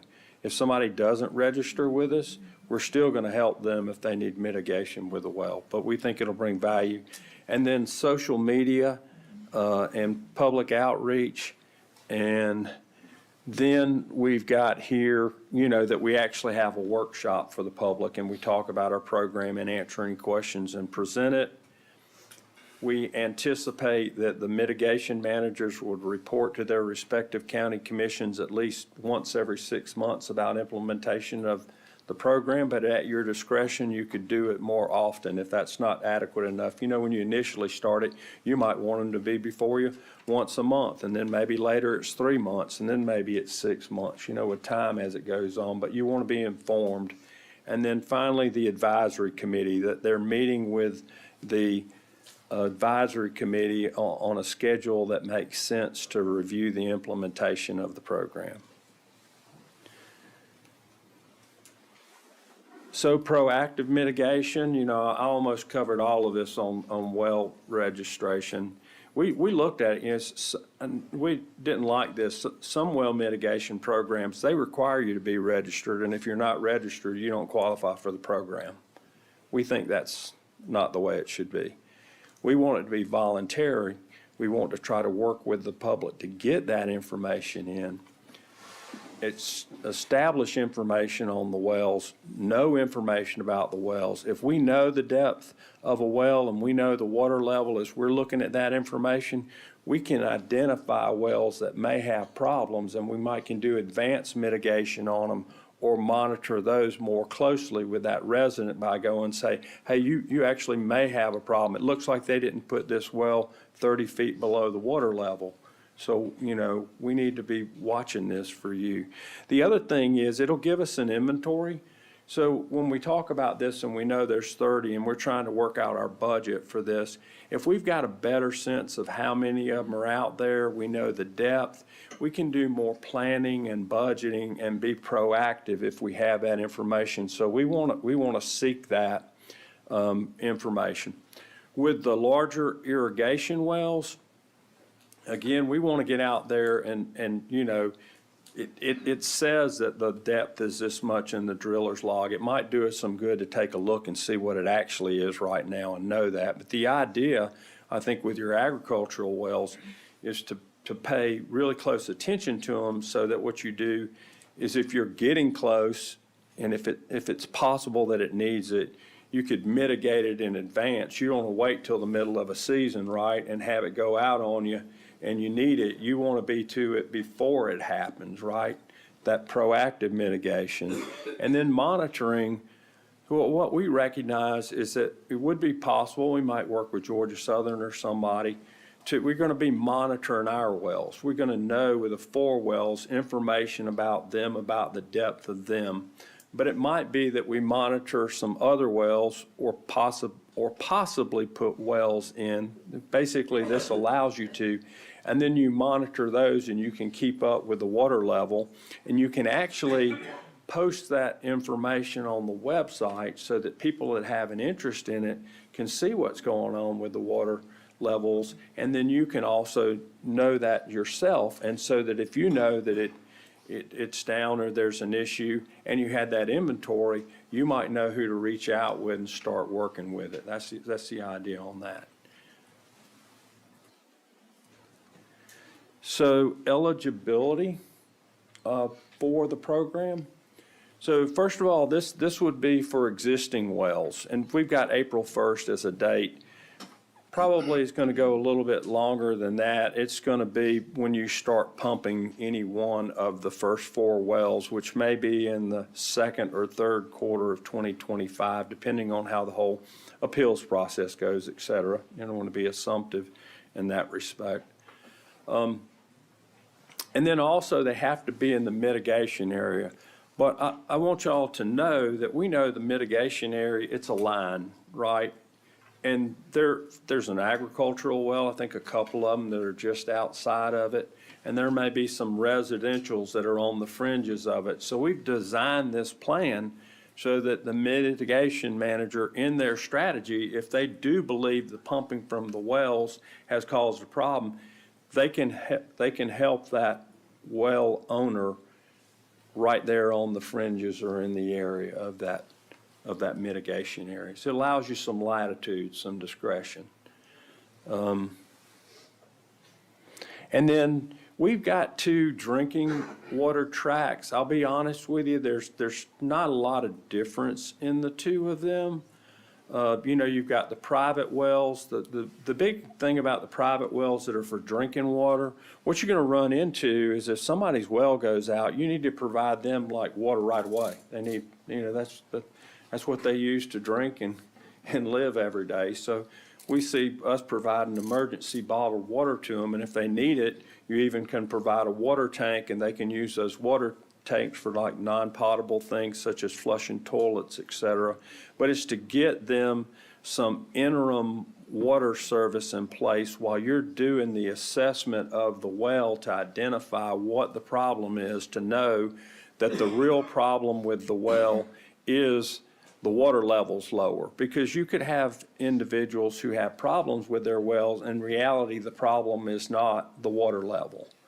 Well, the way we see it is this program would provide that water, that interim regardless. I mean, like at no cost. Their well goes out and it's being assessed. We want to make sure they have the water they need. So we would do that in this case. And then I think the big difference about the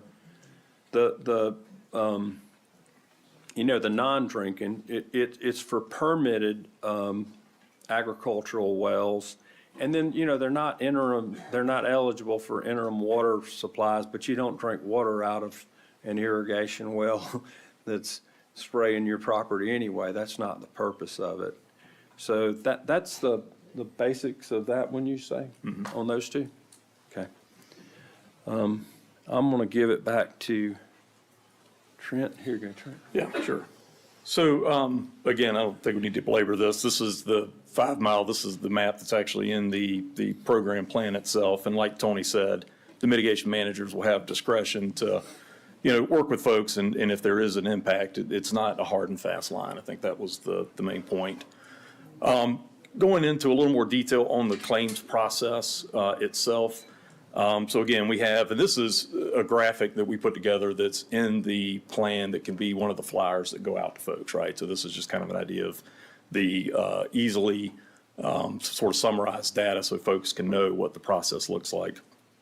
Like Tony said, it needs to be an existing well in the Florida aquifer within the mitigation area. The other important thing is we're looking at lowering of groundwater due to the pumping. And then the other thing to point out, again, as we've said, is that surficial or Miocene or wells in other aquifers would not qualify for this mitigation program. As far as the claims process goes, we wanted this to be as quick and easy for folks as possible. Like Tony said, when you're out of water, you need the water back quickly. So we'll get into it in a minute, but the idea is that we would have these on-call well drillers, and they would be able to go out immediately with the well mitigation manager or other staff members within 24 hours of a claim being made. And within that 24-hour period, they're at the site, they're looking at the well, they're doing the investigation, they're seeing what the impacts could be, and then essentially having a decision made that day on whether or not it qualifies or not. And if it does, they'd immediately be able to start the work and get the wells repaired. And again, we think the majority of the mitigation measures that will need to be employed, if any, will be lowering the pumps. And that can be done, as Tony said, probably in a couple of days. Yeah, and y'all got the manual. Just one thing to point out there. There is an appeals process if it's the finding that it's not the lowering of it and someone questions whether or not that's accurate, there's an appeals process. Yep, exactly. And again, as Tony said, the real big difference between the drinking water track and the non-drinking agricultural track is really just the availability of the bottled water and that sort of thing. So, and the other reason for it is splitting up how the budgets are kind of tracked and the costs, because obviously the larger irrigation wells are going to be a higher cost than a standard residential well. And that really gets into how we sort of solicit for the on-call well drillers. Again, similar process for agricultural wells. They would fill out an online claim or make the call, and they would have someone with the GSP staff help them fill out the application if need be. Within 24 hours, the mitigation manager and the on-call well driller would be on site, review the well, make a determination, and then fill out what we call the mitigation work authorization form. Basically, it just allows right of entry for the well driller to start work immediately on the well. Again, the whole goal here is to get the well repaired, remediated, mitigation measures implemented as quickly as possible. So one of the ways we accomplish that is with these on-call well drillers. And the idea here would be we would recommend at least 3 or more well drillers be solicited and contracted with the counties, both Bryan and Bulloch, and have those guys on call. They'd have to be obviously a licensed well driller in the state of Georgia. We want them within a no more than 100-mile radius so that their responsiveness is good and they can get to the site as quickly as possible, again, within 24 hours. They also need to be experienced with the Florida aquifer and doing remediation of wells in the Florida aquifer. And then we're going to want to make sure they've got actually sufficient staff and equipment to, again, allow these very quick turnarounds of the repairs. So that would all be in an RFP package that the 2 counties would put out. And there's some other more detailed information in the manual itself as to what those RFPs would need to include. So we make sure that, again, we have good qualified people doing the work. We're recommending at least a period of contract for 3 years. That way you're not having to constantly do this every year, but you are doing it frequently enough. You make sure you get very good prices and you stay competitive on their unit prices. And again, part of that RFP process would be for them to give us unit prices for the various types of wells. And again, kind of the reason for the 2 different tracks, you'll have 2 different unit prices for different size wells, different size pumps. Just to kind of give an idea of the different type of mitigation measures that could be implemented. One, and the one we've talked about the most so far, is just simply lowering the pump in the well to get below the new water level. That's more than likely the majority of claims that would happen. It would be a pretty simple process to lower it. However, that may not be the case for all wells. So there are some other potential mitigation measures that could be employed, modifying the different pumps, putting in new pumps, deepening the well if needed, and just worst case would be just drilling an all-new well and abandoning the old well and supplying the affected homeowner with a brand-new well. Another option would be connecting them to the public water system.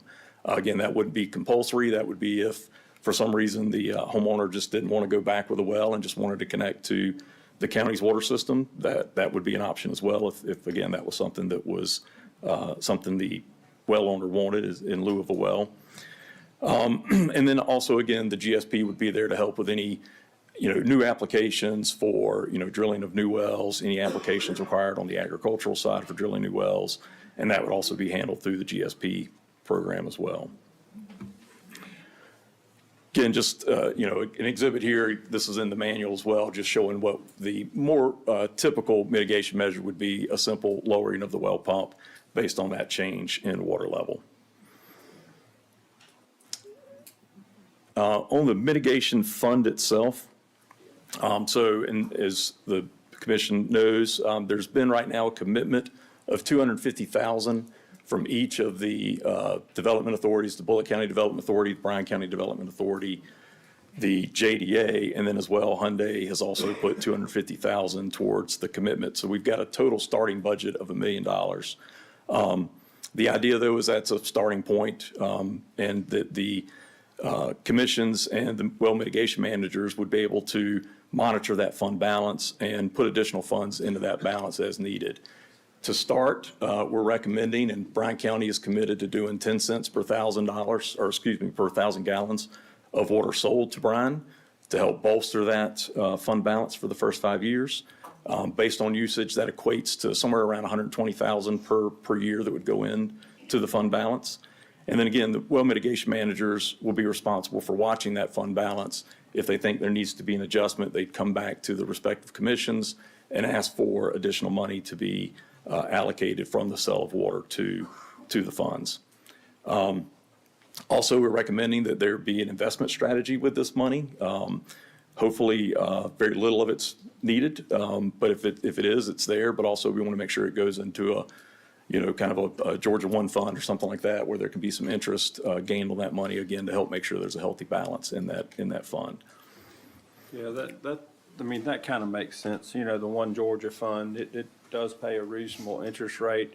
You can withdraw your money within 24 hours. I mean, it's like a no-brainer that would make sense for the fund.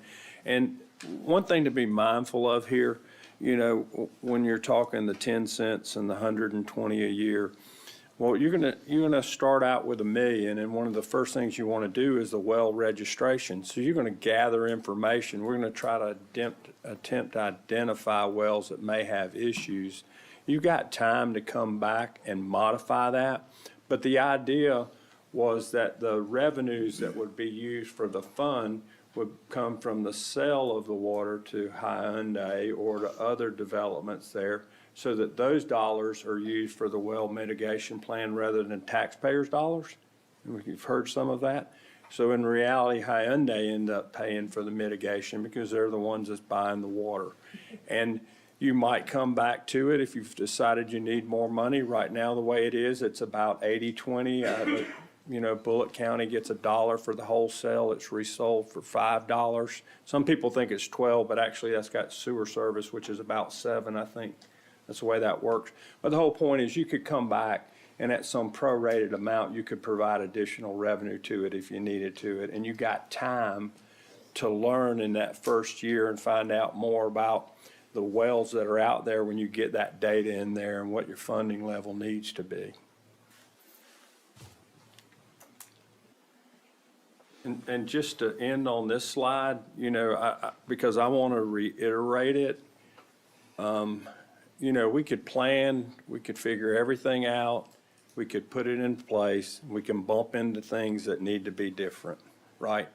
So we need to be mindful of that and acknowledge it when we start. We're going to learn as we implement, and then we're going to change the program so that it's effective and that it serves the purpose it is, so that the well owners have that sustainable source of groundwater available to them, again, for their quality of life and their livelihood. So that's the plan. I just want to mention that to you. We recognize that.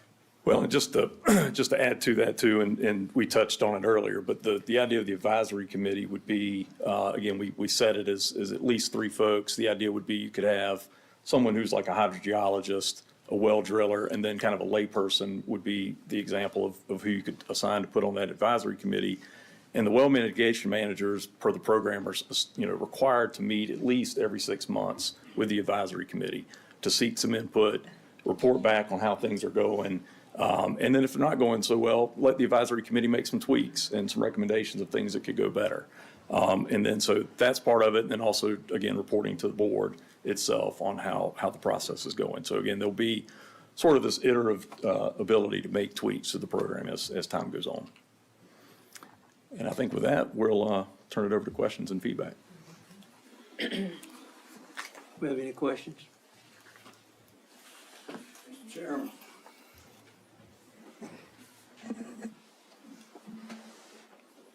I have personal concerns because I farm, but I was elected by the people, and I'm going to represent the people. My question to y'all is liability and why the 5-mile circle? In a court of law, lawyers reach out past liability to touch the money. Y'all are limiting y'all's liability. Liability is liability. So why the 5-mile circuits? And you commented on buffering it. But now, if you cause damage and it can be proven, you're liable. Yeah. So I'll do the 5-mile circle, and Trent can add to it, because I think I'll do it for you in layman's terms. Okay. Normally, EPD wouldn't require mitigation measures unless the water level is drawn down 30 feet from the operation of the wells. I think in this case, they wanted to be risk averse. They knew that people had concerns. And so they ran their modeling. Their modeling is worst case scenario. It's 6.615, 24/7. Now imagine, that's not likely, but that's what you do. You run it, all the way. They do the same thing when they do rivers, and they see how much a similar capacity a river can take with wastewater. They assume every wastewater plant is operating at full capacity, putting all of that waste load in. So they're good in that respect. They're risk averse. And they saw that it came down some 16.5 or 19 feet in the center and 10 on the edges. That's not close to 30, okay? But they said, well, you might have a substandard well, or we want the public to know there is a plan in place to address that. So I think what they were is risk averse. I think going out 5 miles is probably further than you need to go out. And if you take it from the perspective that you're not even going 30 feet down, which is where most wells are, you're actually requiring a program to be in place where you don't really anticipate impact. But again, they want to be good stewards of the resource. And so I think they were risk averse in putting the program together. And I think that's why it's 5 miles, because it's 10 feet over there at 5 miles. After that, I just don't think they anticipate that you could possibly have any impact. And Yeah, well, I'll just add, excuse me, I'll just add to that. Sorry, my throat's dry. I'll just add to that. So the 5-mile radius is really what's in the special conditions set by EPD. So EPD set that limit, as Tony said. But the board can choose to extend that beyond. I mean, that's your prerogative to extend that if you felt necessary. And we included in the program, again, given the well mitigation managers, sort of that discretion with the board's approval to go out and actually look at folks. And because like we said in the presentation, we didn't, we don't want to set a hard and fast line. What if your well's 10 feet on the other side of that line, right? What if your well's a half a mile on the other side of that line, but you are impacted, right? So the mitigation does give that discretion to the mitigation managers. You've got to set a line somewhere. You can't, cover the entire state of Georgia. That would not be reasonable. So again, I think that what we try to do in the plan is show the 5 miles that was in the special conditions from EPD, and then again, allow for that discretion. Because again, if there is an impact, the fund's there to help those folks. I mean, there's no reason not to help. So, and hopefully that answers your question, Mr. Davis. And I think your impact, Commissioner, is going to be if a well got put in substandard. It's possible, you know what I'm saying, depending on the age of it, and it wasn't put in 30 feet below or that type of thing, then you could have an impact on that. In 2002 to 2007, EPD did a study of the aquifer. I drilled the last well that was permitted in 2002 and had to fight with them.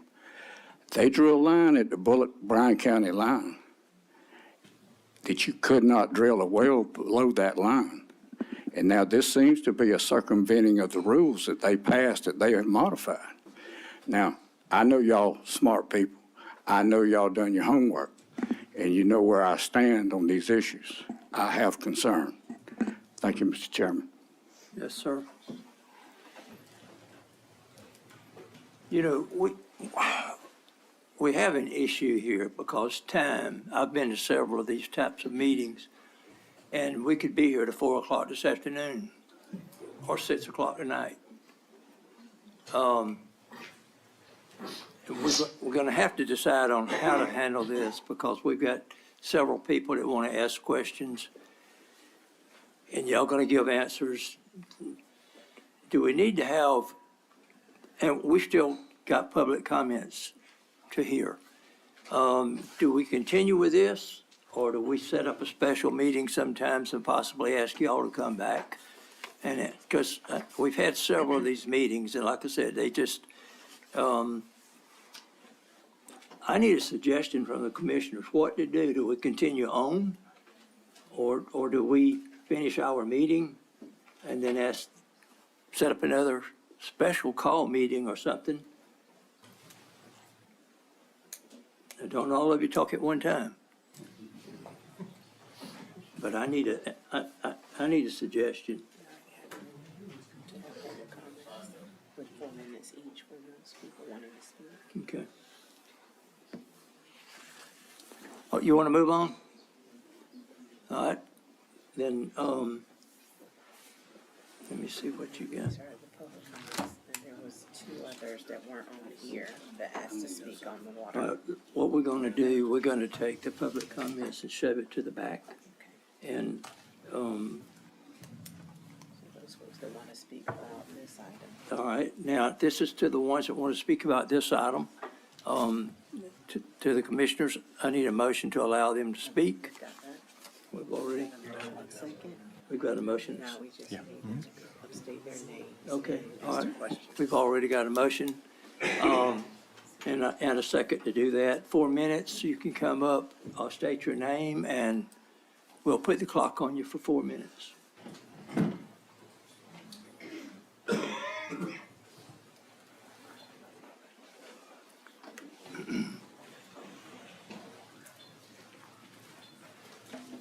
Name's Nick Newkirk. Thank y'all for changing the meeting routine and allowing the public comments like this. I think this is really helpful. Mr. Mosley, thank you for answering my text last night. You were one of the ones that did answer that, so I appreciate that.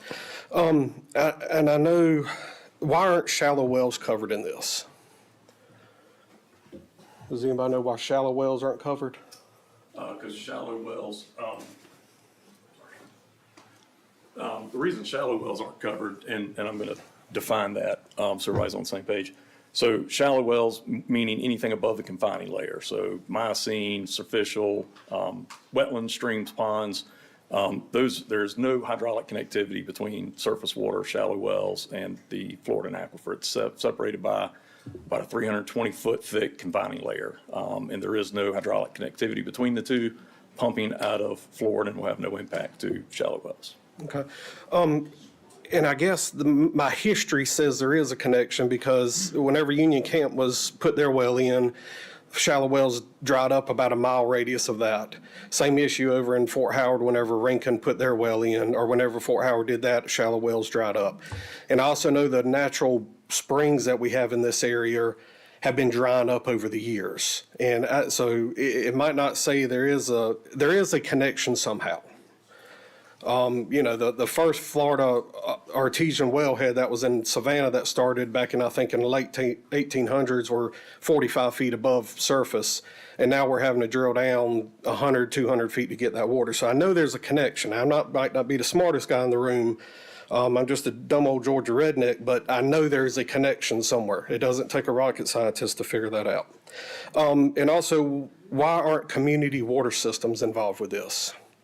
Are we punishing people that live in a community well system? Like a subdivision?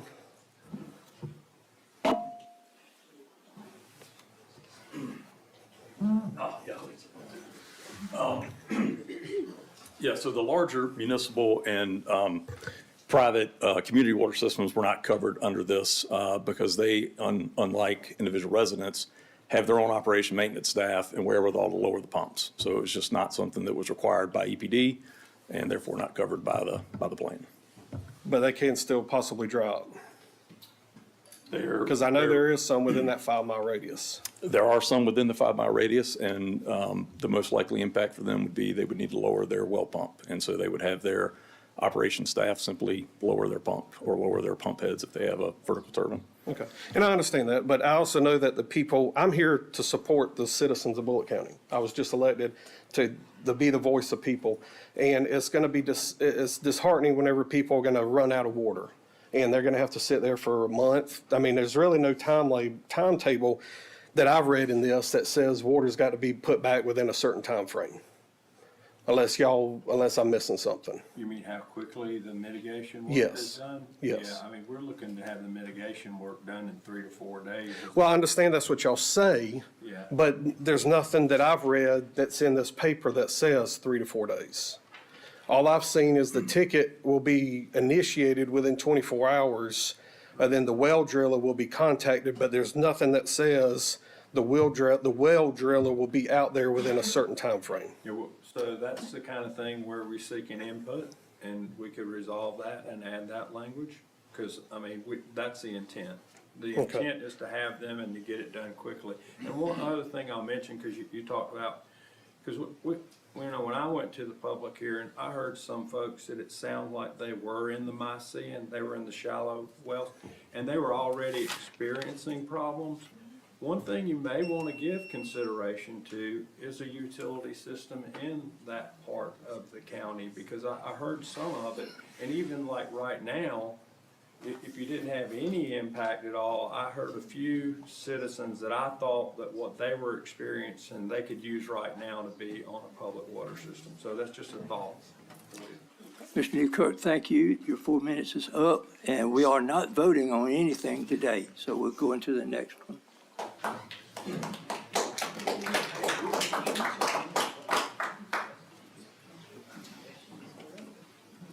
Good morning, everyone. My name is Ted Redmond. I've got a couple of quick questions for our gentleman. So the MOU calls for 4 wells pumping an average of 3.5 million gallons per day. That is 14 million gallons per day, if my math is correct. That's in black and white in the MOU. The Georgia EPD model has 4 wells pumping 6.125 million gallons per day. Is the Georgia EPD model sufficient? So to answer that question, the permit is actually not for each well to pump that much, it's combined total. So it's like when it says 3.5 and it's 2 wells, each well doesn't get 3.5 and each doesn't get 3.5. They combined can pump 3.5. So then you come over to the other 2 wells, it's the same thing except for their 3.125. And so they can't pump more together than that amount. So it's not double like you're thinking. It's not like each well can pump that much. Because when I read the MOU, it said 4 wells, each pumping an average of 3.25 million gallons, 3.5 million gallons per day. Yeah, that's. Is that not correct? That's not correct. Oh, No, because if you read the permit, you go look at the permit, like you said, it's combined. That's the total you can pump with those 2 wells, and they do it that way. so that, very well. So the MOU, we are not going to have 4 wells pumping 3.5 million gallons per day. Is that correct? Not each one. Not each one. Not each one. You'll have 2 wells that can pump 3.5 MGD per day. And you'll have 2 wells that can pump, well, actually they got monthly permits, so the 2 wells that Brian owns, in a month, it could average 3.5 MGD, the 2. But for the whole year, those 2 wells that Bulloch owns can't pump more than an average of 3.125 per day. So it comes to a total like this. Here's a good way to do it. those 4 wells combined cannot pump more than 6.6125 MGD per day. That's the total. That language is not in the MOU. Okay, well, that's what the permits say, and the permits are the ones that matter, because Okay. by rule, that's all you can pump when they give you that permission. Okay, very well. Second, so the well mitigation plan. So person's well runs dry, they file a claim, within 24 hours, they have drinking water dropped off at their house. That sounds reasonable. And then there's a second process that they have to go through, the evaluation and approval by GSP, if they need additional water to flush their toilets, run their showers, run their dishwasher, run their clothes washers. What % of people are only going to need drinking water and not need all the other water? So we don't know what they'll need. We'll just have to work with that residence, but it's not, And I have a follow-up question to this, because the answer is 100% of them are going to need all the other water too. So why is there a second process? well, some folks, if you're able to get it done quickly enough, they just use the drinking water, but that's why you've got tanks if somebody needs a tank. Exactly. So someone goes through the second process, they get the tank delivered to their house, so they have a 500-gallon tank sitting outside their house. How does that water get from the tank to their shower, to their toilets, to their dishwasher, to their clothes washer? Yeah, I think there's some, well, I don't know that you're gonna be able to run. Yeah, I don't have a plan for that. I don't know, it's not addressed in the mitigation Yeah, plan and I either. talk out loud, I mean, I haven't actually done one of these before, the way I do my toilets, take a 5-gallon bucket and put it in it. Certainly, you can do that. Flush. But then the person's inconvenienced. And really, No, when the well runs dry, that house becomes uninhabitable. So this plan, as it stands, we're accepting people in We Southeast appreciate Bulloch, their houses appreciate be your uninhabitable. question. Sir, we Yep, appreciate sorry. your question. Time's up.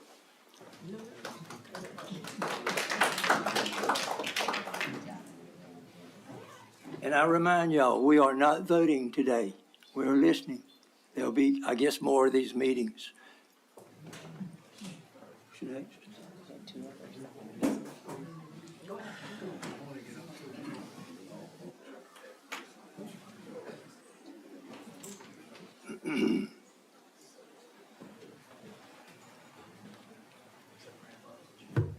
The consultant speaking kept using the word "we." What part will they be playing, and how much will they be paid going forward in the implementation and the carrying out of this program? Second question is, there's been a lot of talk about not knowing how many wells are in this area. When you run just registered households in this area, it's well over about 1,100 households. And without a municipality system there, you're talking about a good number of wells. Third question is, how long has the county, its consultants, the JDA, and other parties known that this water would be used outside of the Hyundai plant for residential and commercial usages? It was sold to us as this water was going to Hyundai. Fourth question, why can't Hyundai be cut off if there are issues with the citizens' wells? Why do the citizens have to be inconvenienced? I've spoken with the county engineer in Effingham County. He says they were working on a plan that he says where Bulloch County would not have to provide a drop of water to Bryan County. I would like to know if Bulloch County has been a part of those discussions with Effingham County and where that stands. And finally, doing the math, it looks like with the money from Bryan County and selling water to them, we're going to take in approximately $2.3 million at full capacity. How much is the manager going to be paid? How much equipment are we going to have to buy? Are we going to have to consult with engineers? Are we going to have an engineer on call at all time? Where does maintenance of the 2 wells that we're going to own fall into this money? And those are my questions.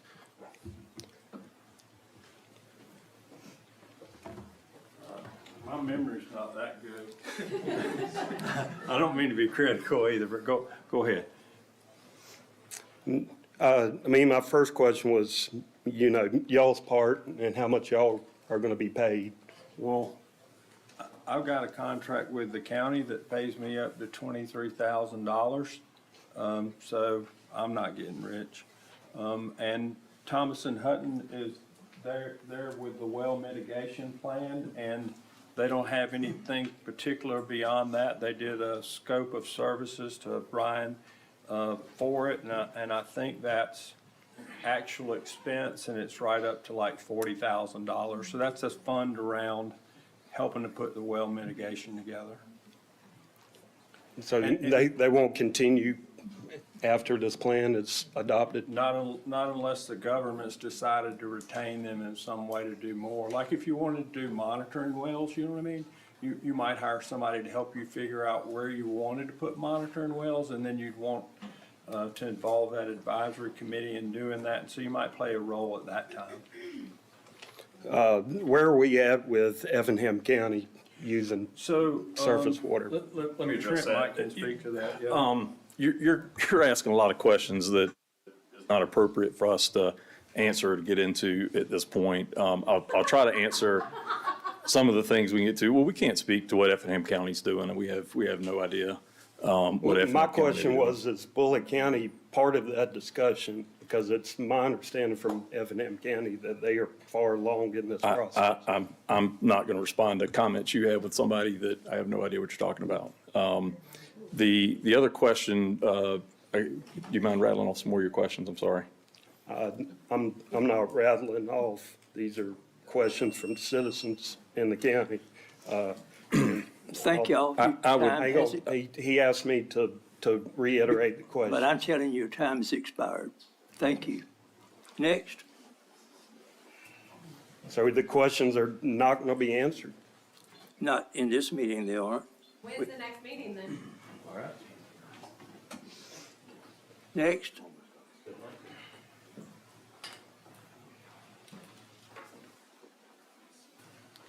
To save on time, I've got several questions. I'm just going to go ahead and email them, if it's permissible, to the clerk to be addressed by the commission and by the staff, and then respond back in writing to those questions. And that way we'll save on the time and we'll get all the questions answered. So my first question is the GSP Advisory Committee of 3. That's appointed by the county commissioners. Have those 3 individuals been identified yet? Have they been appointed yet? And if not, when will that appointment happen? Will it be a public process? Will there be an application process for those that care to serve on that committee that will be then interviewed publicly so that the community can see who's applying for those positions and who the county is appointing to those positions, instead of later finding out that that just happened? The second one is November 18th, yesterday. Today's November 19th. Your plan calls for the creation of the development and plan and process to be put in place by March 1st. That's 3 months away. I know public process. That seems a little unreasonable to shove that down unless it's already done. So, and it also calls for a manager to be hired. So has that manager been hired already or identified?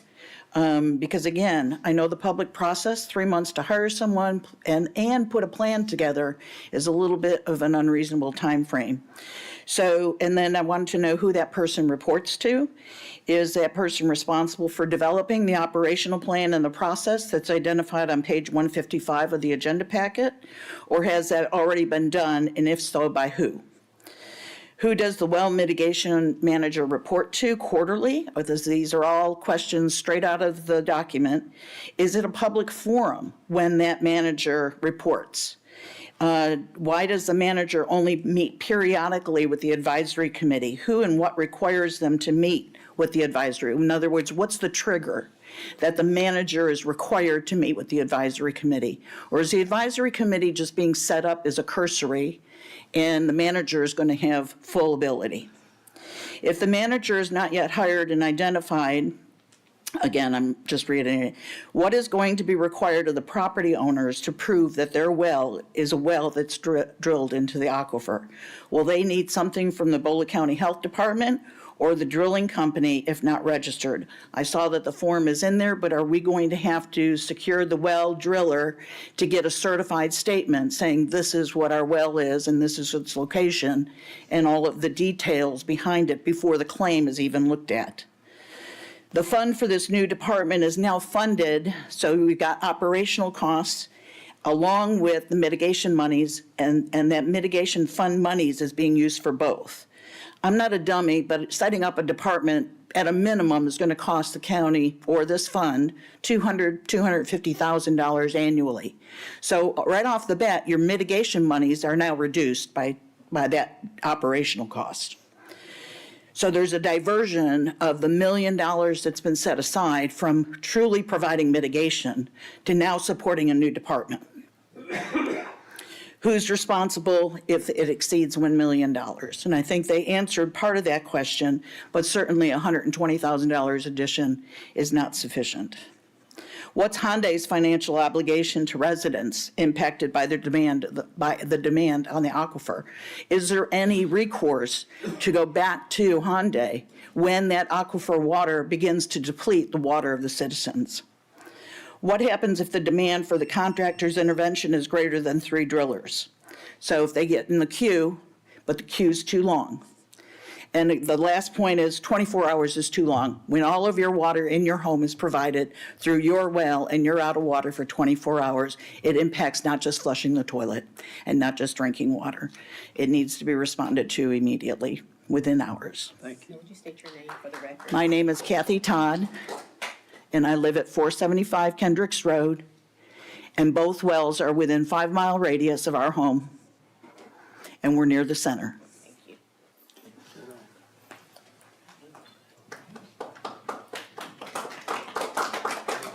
Is there anyone else? Then hearing none, we're going to move into public comments. And at this time, I'll recognize those citizens that have signed up, and each one of you have 5 minutes to come up and state what's on your mind. Rob Dyberg.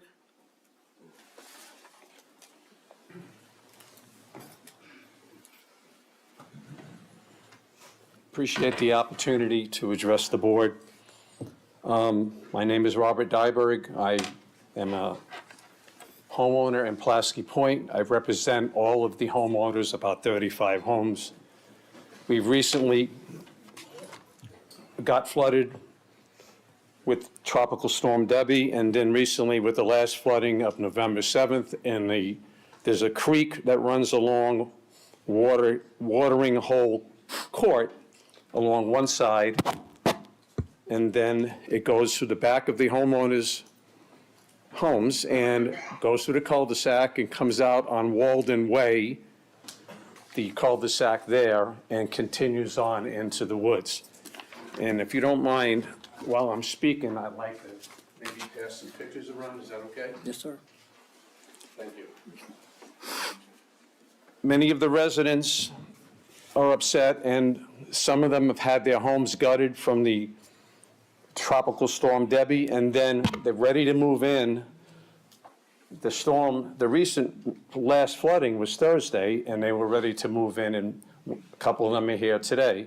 They were ready to move back into the homes that were re-gutted, and the water hit them again, as you can see in some of those pictures. So the bottom line is, we've got a lot of upset people. We're asking for the board's help in what direction to go in. That creek that runs in the back of our subdivision, and there's actually a landscaper located there also. There's something going on, because I've been living there 20 years. We've never had these problems before. Something's going on with that creek where it's clogging, or it's flooding, not flowing properly and coming back on the homeowners' yards, inside their homes, inside their garages, and you can see by the pictures, the problem's getting worse. So I'm reaching out to the board to ask if there's a possibility of maybe an engineering company that could look at it, or maybe from the debris from Hurricane Helene is causing problems. But the bottom line was sitting on a ticking time bomb. I mean, the neighbors get worried, we're supposed to get rain today. So I apologize if I'm not explaining it 100% properly, but the pictures will support it. And we've been in the news also. I mean, the flooding is just getting worse and worse. It's getting worse every time. The last one is worse than the time before, and it's getting into people's homes. So I'm asking for some help or for some suggestions, or if the Bulloch County could help, or an engineering firm can be involved. What can you do to get us through this? Brad, you or Dink have any suggestions?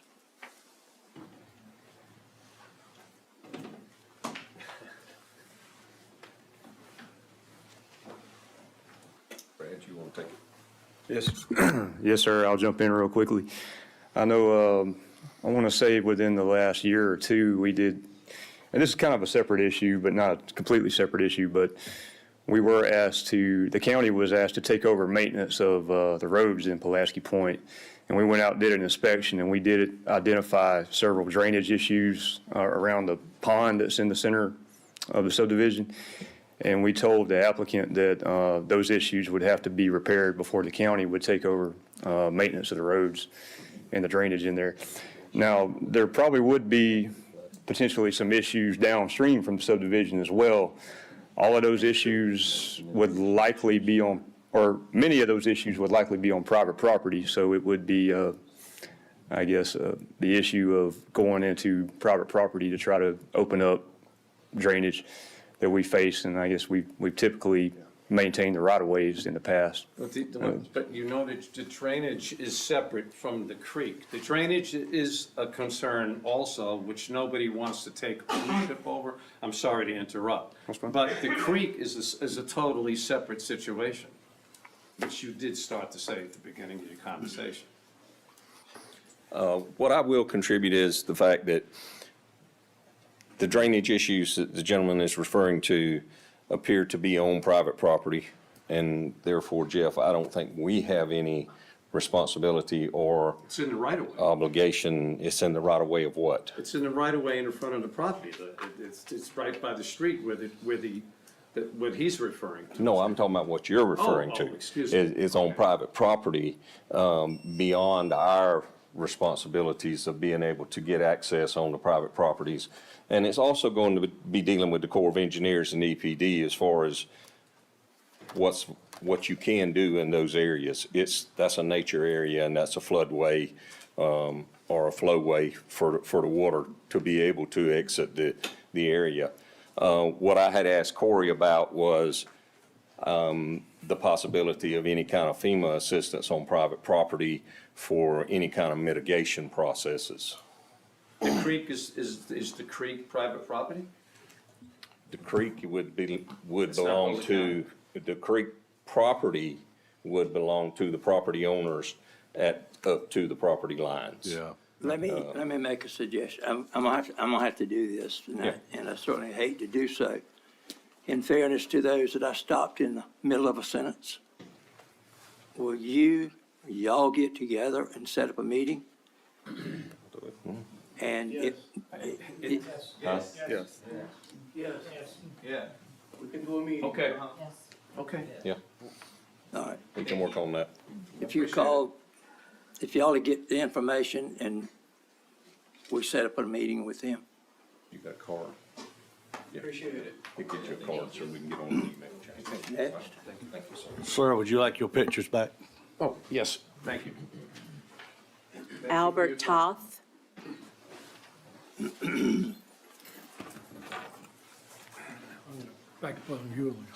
My name is Albert Toth. I live at 704 Tennessee Walk in the Saddle Creek subdivision, which is downstream of Pulaski Road. I'm here to listen to some of the stuff I heard about what's going on with the roads being washed out. Mine's a little concerned with also trying to be proactive.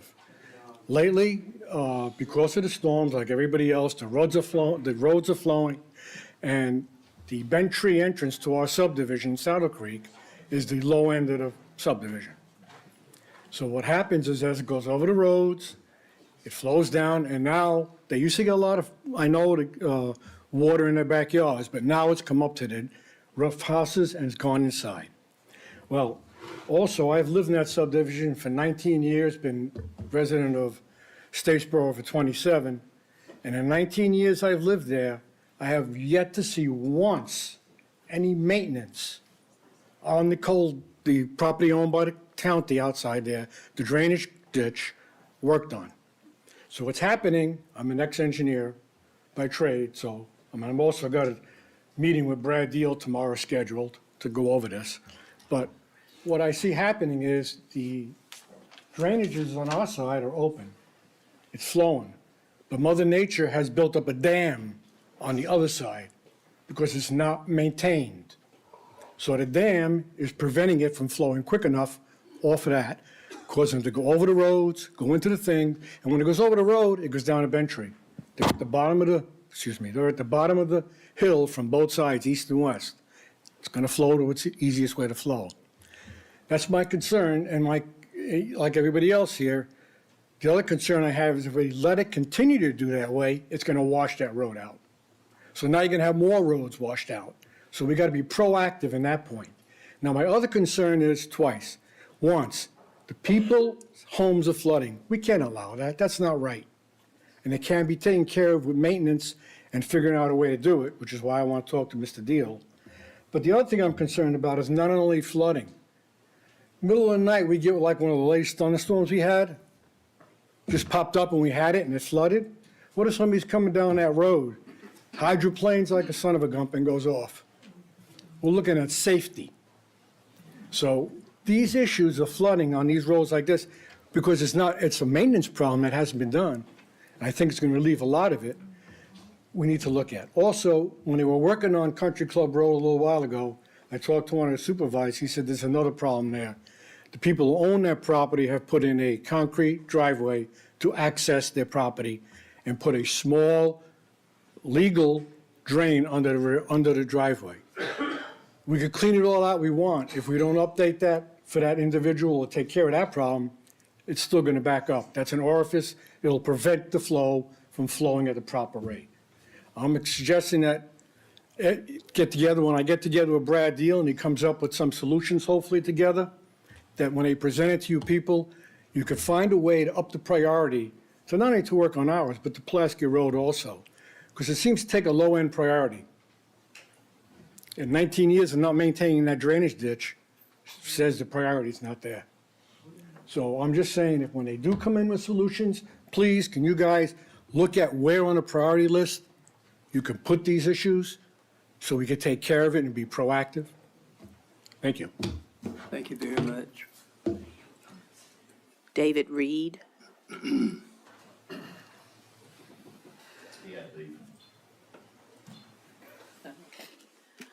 Craig Sharp.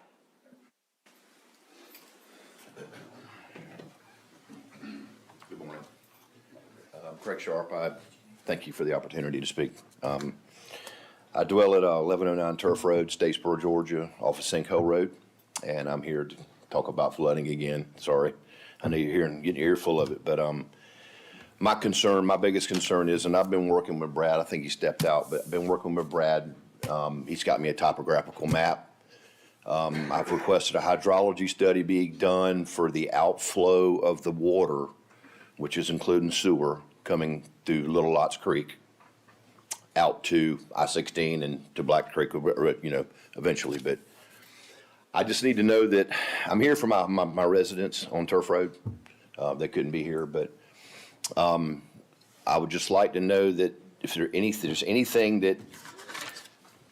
that's being done. I hear there's an outflow committee that's working these issues.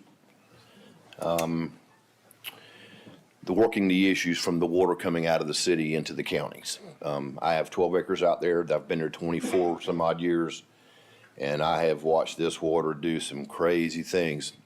Granted, Mother Nature does her thing. I accept that. But I do believe that there's some concern with development. I know you've heard that. My property backs up to 46 right there, Highway 46. And they just recently, the Boeing's properties just took out probably 800 acres of trees. I don't know that there's been adequate drainage that's been added to that. I know there's a law that when you remove trees, you're supposed to provide enough drainage in the proper areas, and it should be inspected and complied with. But I don't know that that's been done. I even asked Brad, I said, do you guys own a drone? I mean, do you inspect these places after they go do development, after they damage the earth? You know, are we really inspecting it like we should be? So really, I just have a couple different questions to leave you with. I just want to know what the activity is on the outflow committee. All right. Secondly, is there truly a hydraulic? You know, it ought to be available, this information should be available from a decade ago to see the progression, and I know you guys know this, the progression of our city, our counties, and to be able to see really how this water is flowing appropriately. Because it's very important to a lot of people has a lot of land out there that, you know, that they're very concerned, and it's safety. It recently got in my house. I live right down by the creek. I chose to move there 12 months or 11 months, 2 weeks, and 5 days out of the year. It's beautiful. But we get something crazy like this that happens. There's got to be something we can do to provide some kind of beneficial to us. But I'd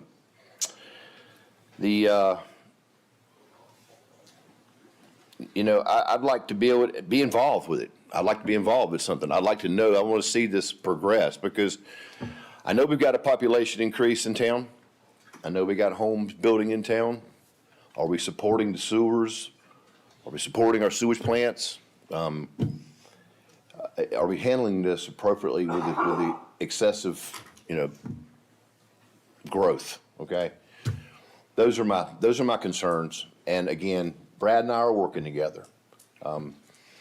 He's still not back in, but we're not working together. I'm actually meeting with him, frequently because my concerns, these are big concerns for us.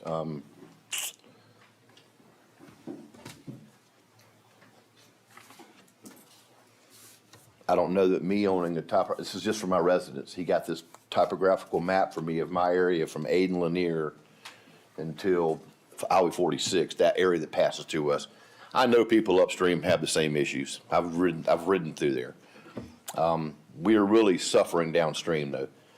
I don't know if anybody has seen the pictures, and Dal, I sent an email to you, but I don't know if you received it. No, I received it and then I replied back because whatever format the Picture? Okay. They didn't come through.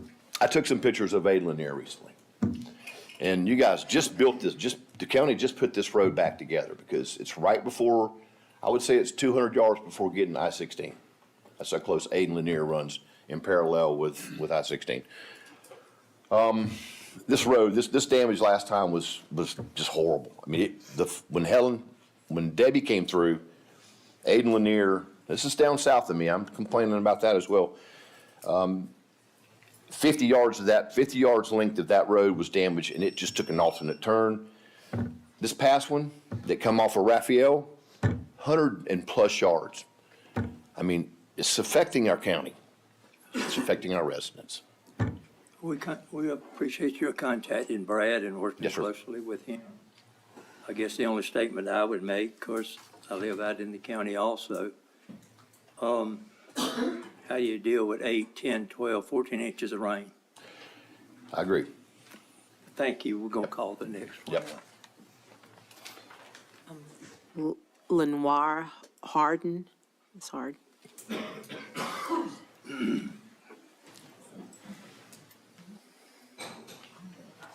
Good morning, honorable commissioners, community. Thank you for this opportunity. I've been asked to speak on behalf of the citizens of Banks Creek Church Road. My name is Lenore Stallings Hardin. We are experiencing a problem with impassable roads. Each time there is a heavy rain, you can barely get in and out of our community. The buses refuse to come down the street. The students, they're the school-aged children on our street, and sometimes they're out of school for days and even weeks, or at least the buses will refuse to come, and the parents have to find alternative ways to get their children to school and back home.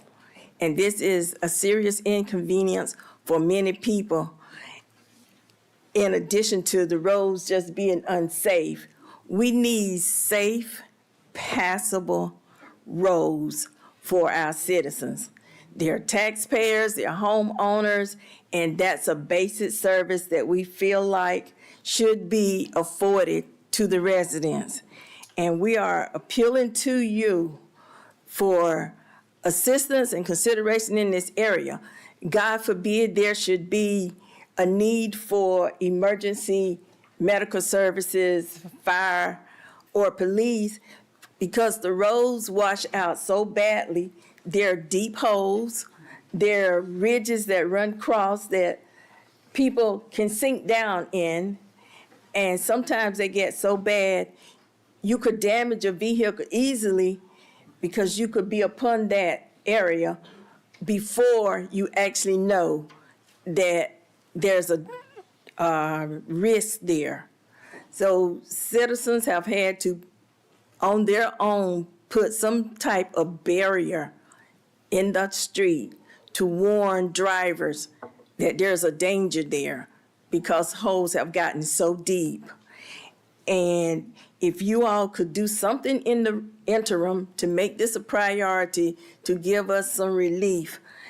There are two sections of the road, and this is between Rocky Ford Road and Ponderosa, that have something that looks like asphalt gravel or maybe asphalt crush and run, but that is a good option in the areas where it exists, except for when the road scraper scrapes the gravel up. That's causing this situation in that section to reappear. We need that gravel to be compacted so that the roads remain passable.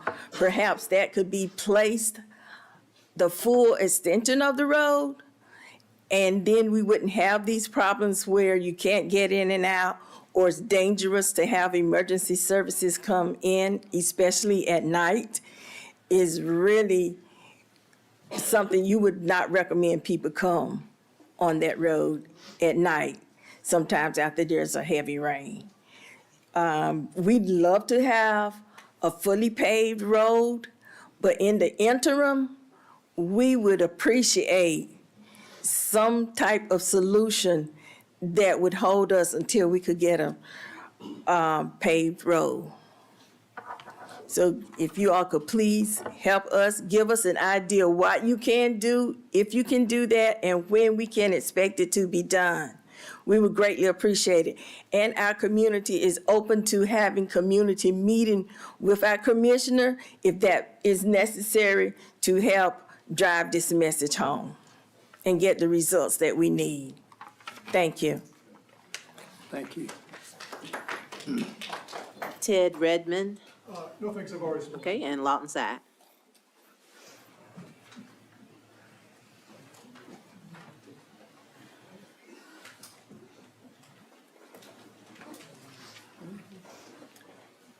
Mr. Chairman, I rise today to speak about the SPLOST issue. We as citizens did not have the opportunity to speak on that new business item or to give input to the county commissioners prior to the vote on the SPLOST items. And I got a lot of feedback yesterday as people went through the agenda that was released, and they were asking me questions about why the jail was prioritized. Been a lot of meetings over the last year and a half, including budget meetings, where the county commission put forward kind of a wish list of items that they wanted to address. And would just like to find out why the jail was prioritized over that. And also ask the two questions. What's the current capacity of the jail versus the number of inmates that are currently there? And also to find out if that jail is currently fully staffed at its current residency level. If you want to answer those questions, if not, I'll continue on. Well, I've got somebody here. We got 3 minutes and 37 seconds. The sheriff standing back there. Yes. Mr. Sheriff, would you come answer these questions? Next time, I would welcome you to come to the office with whoever else wants to talk to me about it, and I'll be glad to talk to you, okay? Personal invitation and go to his office. All right, you can continue on. All right. I'm actually a proponent of using sales tax versus property taxes and ad valorem taxes. In fact, I had a conversation with the sheriff last year, Mr. Ted Wynn, County Manager Tom Couch, Randy Tillman, and others about ways of using sales tax to offset the property tax burden here. So my concern's not the tax itself, but with this being a standalone election come March, there's a chance that this proposition is going to fail just because there's going to be so few voters. And so it's just my concern personally, because I want to see this passed, is the lack of input from the county citizens into the choosing of the projects and the items that are going to be on the referendum in March. Thank you. Thank you. That's it. That ends the public comments, and we certainly appreciate each one of you coming and making your statements. Anyone with staff comments? Yes, sir. Come on, Sheriff. No, you'll go right ahead. I'll get it before I get there. Good morning. What we'd like to do is just give you a brief update in the interest of time and ask for some consideration or direction. You've heard the complaints about the drainage issues and the road issues that we face. We spent a lot of money, probably close to $2 million after Storm Debbie, repairing dirt roads, repairing roads, period. There's a lot of other issues that are out there as far as that are still pending to be repaired. And then when this last rainstorm came through, November the 7th, it put us right back in the same situation we were in after Debbie or worse. Our question to you is,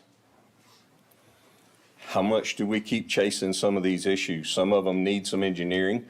Some of them need more permanent direction on how to fix them, rather than just going and dumping dirt and rock in a location. So I've got different feedback from different ones. Some think we should go fix them, repair them back temporarily right now, which could cost anywhere from $50,000 to $75,000 in some locations, to even make it temporary. Don't know what a permanent repair could cost and don't know when it can be done.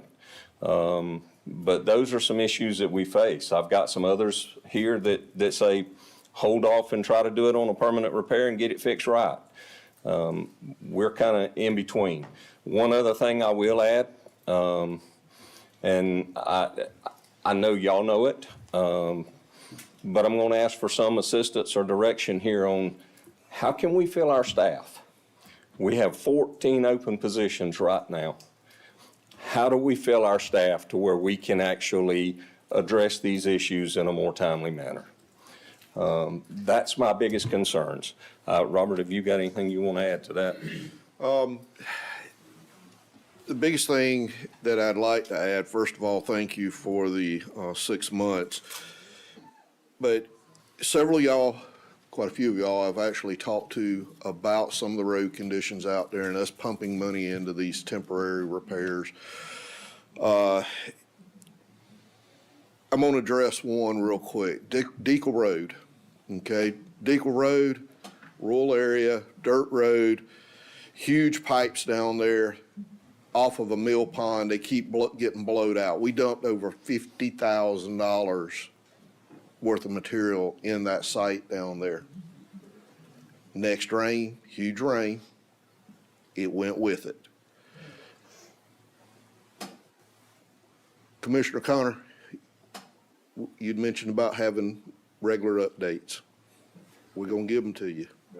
What I'd like to do with this and Dink's support here is we're gonna put this list out there of our areas of major concern that we feel we need some help with engineering.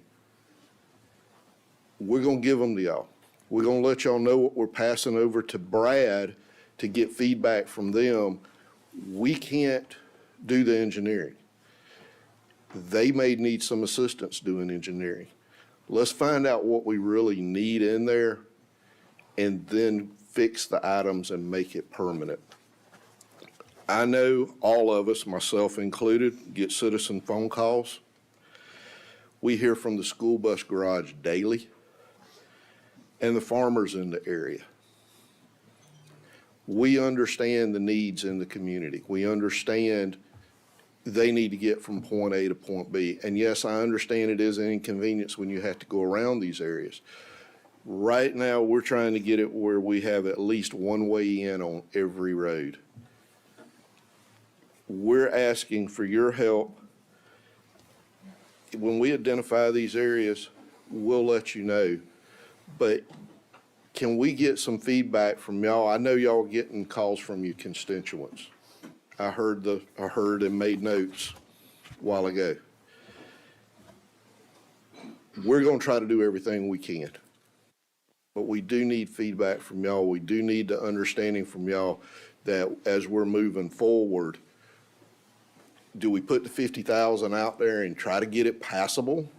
Or do we hold off and apply that 50,000 to the engineering that needs to be done? That's some of the questions that we need help with.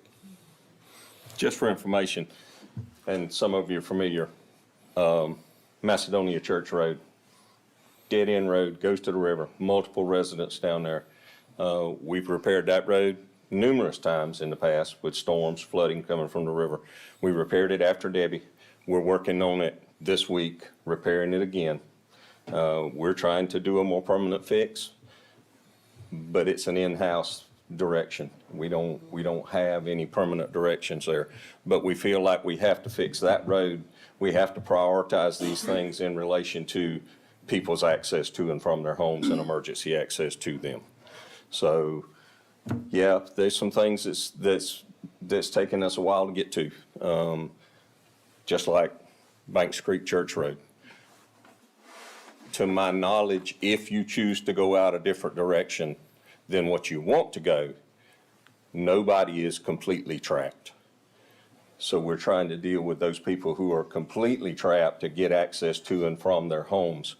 It may not be the direction they want to go, and it may not be a through traffic fix, but we're trying to make it to where people can get to and from their homes and we can get them emergency services. So we just ask for some consideration. Thank y'all. Thank you. Sure.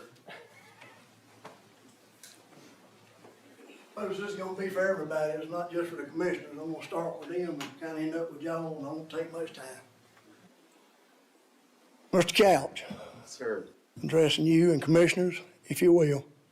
Thank y'all for the last 8 years that I've had with you. Some are new at it, and some are new to the city back here that's gonna be new to it. At the beginning, there was bumping of heads, Mr. Roy, Mr. Chappie, Mr. Ray, Mr. Anthony. But we come to where we could work together.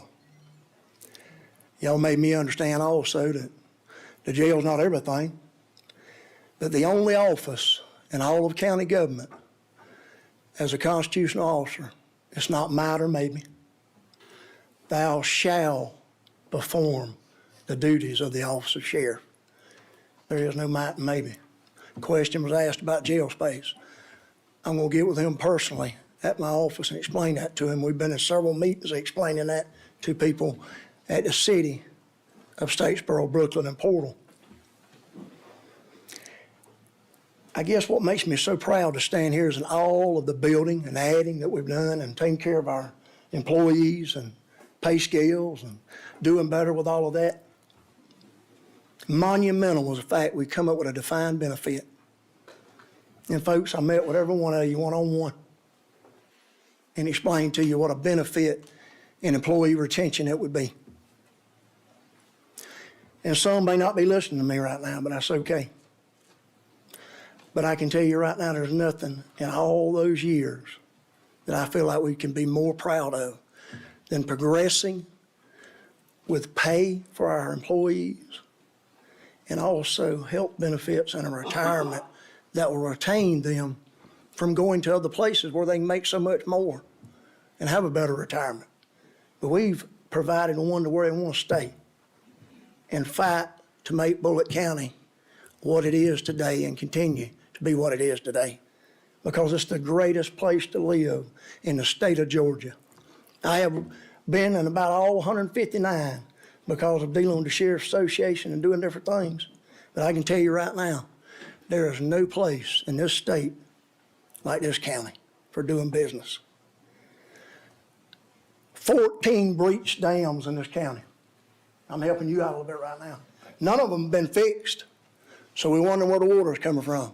When it starts up above my house in northern Bulloch County, it rushes right on down the pipe to everybody's yards and private property. Until those dams are fixed, that's going to be an issue that you're going to deal with.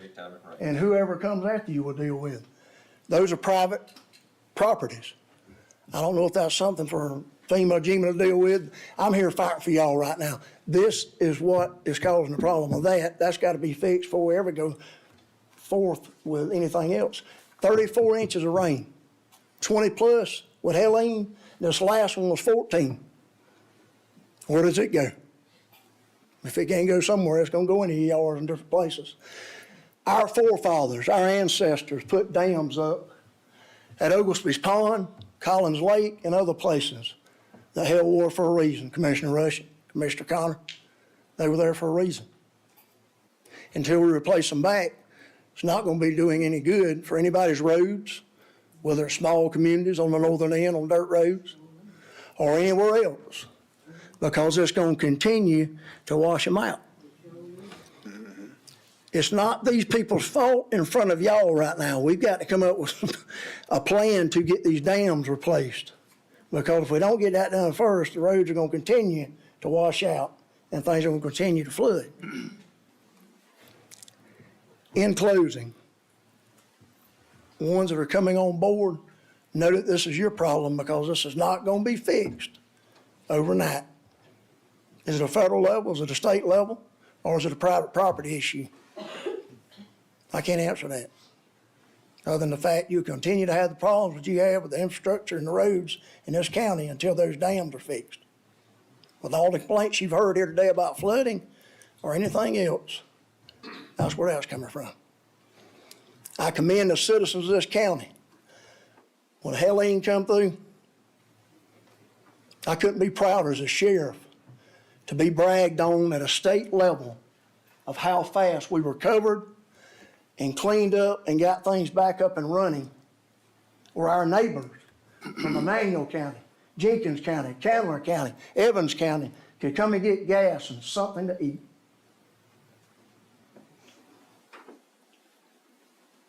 I pray that this day y'all hear this last statement. We're losing a gentleman that probably is one of the smartest people I've ever met in my life as far as financial aspects and planning. Y'all know what we're going to do going forward. We're losing some others that support and love Bulloch County. Speaking to the ones coming on board. In your heart, you're going to be sitting there at the end of the day, and people will be standing here speaking to you. I get beat up 24/7 all day long. Ask yourself, can you handle that? I love and appreciate each and every one of you and everybody in this room. Gonna miss you. Godspeed to you. good luck to you. Godspeed to you and good luck to you. Mr. Jappy, Godspeed to you and good luck to you. Love you, and I thank you for all that y'all have done, not only from the sheriff's office, but all the employees of Bulloch County. Thank you. You still have 57 seconds if you need them. Yes, sir. Thank you, Sheriff.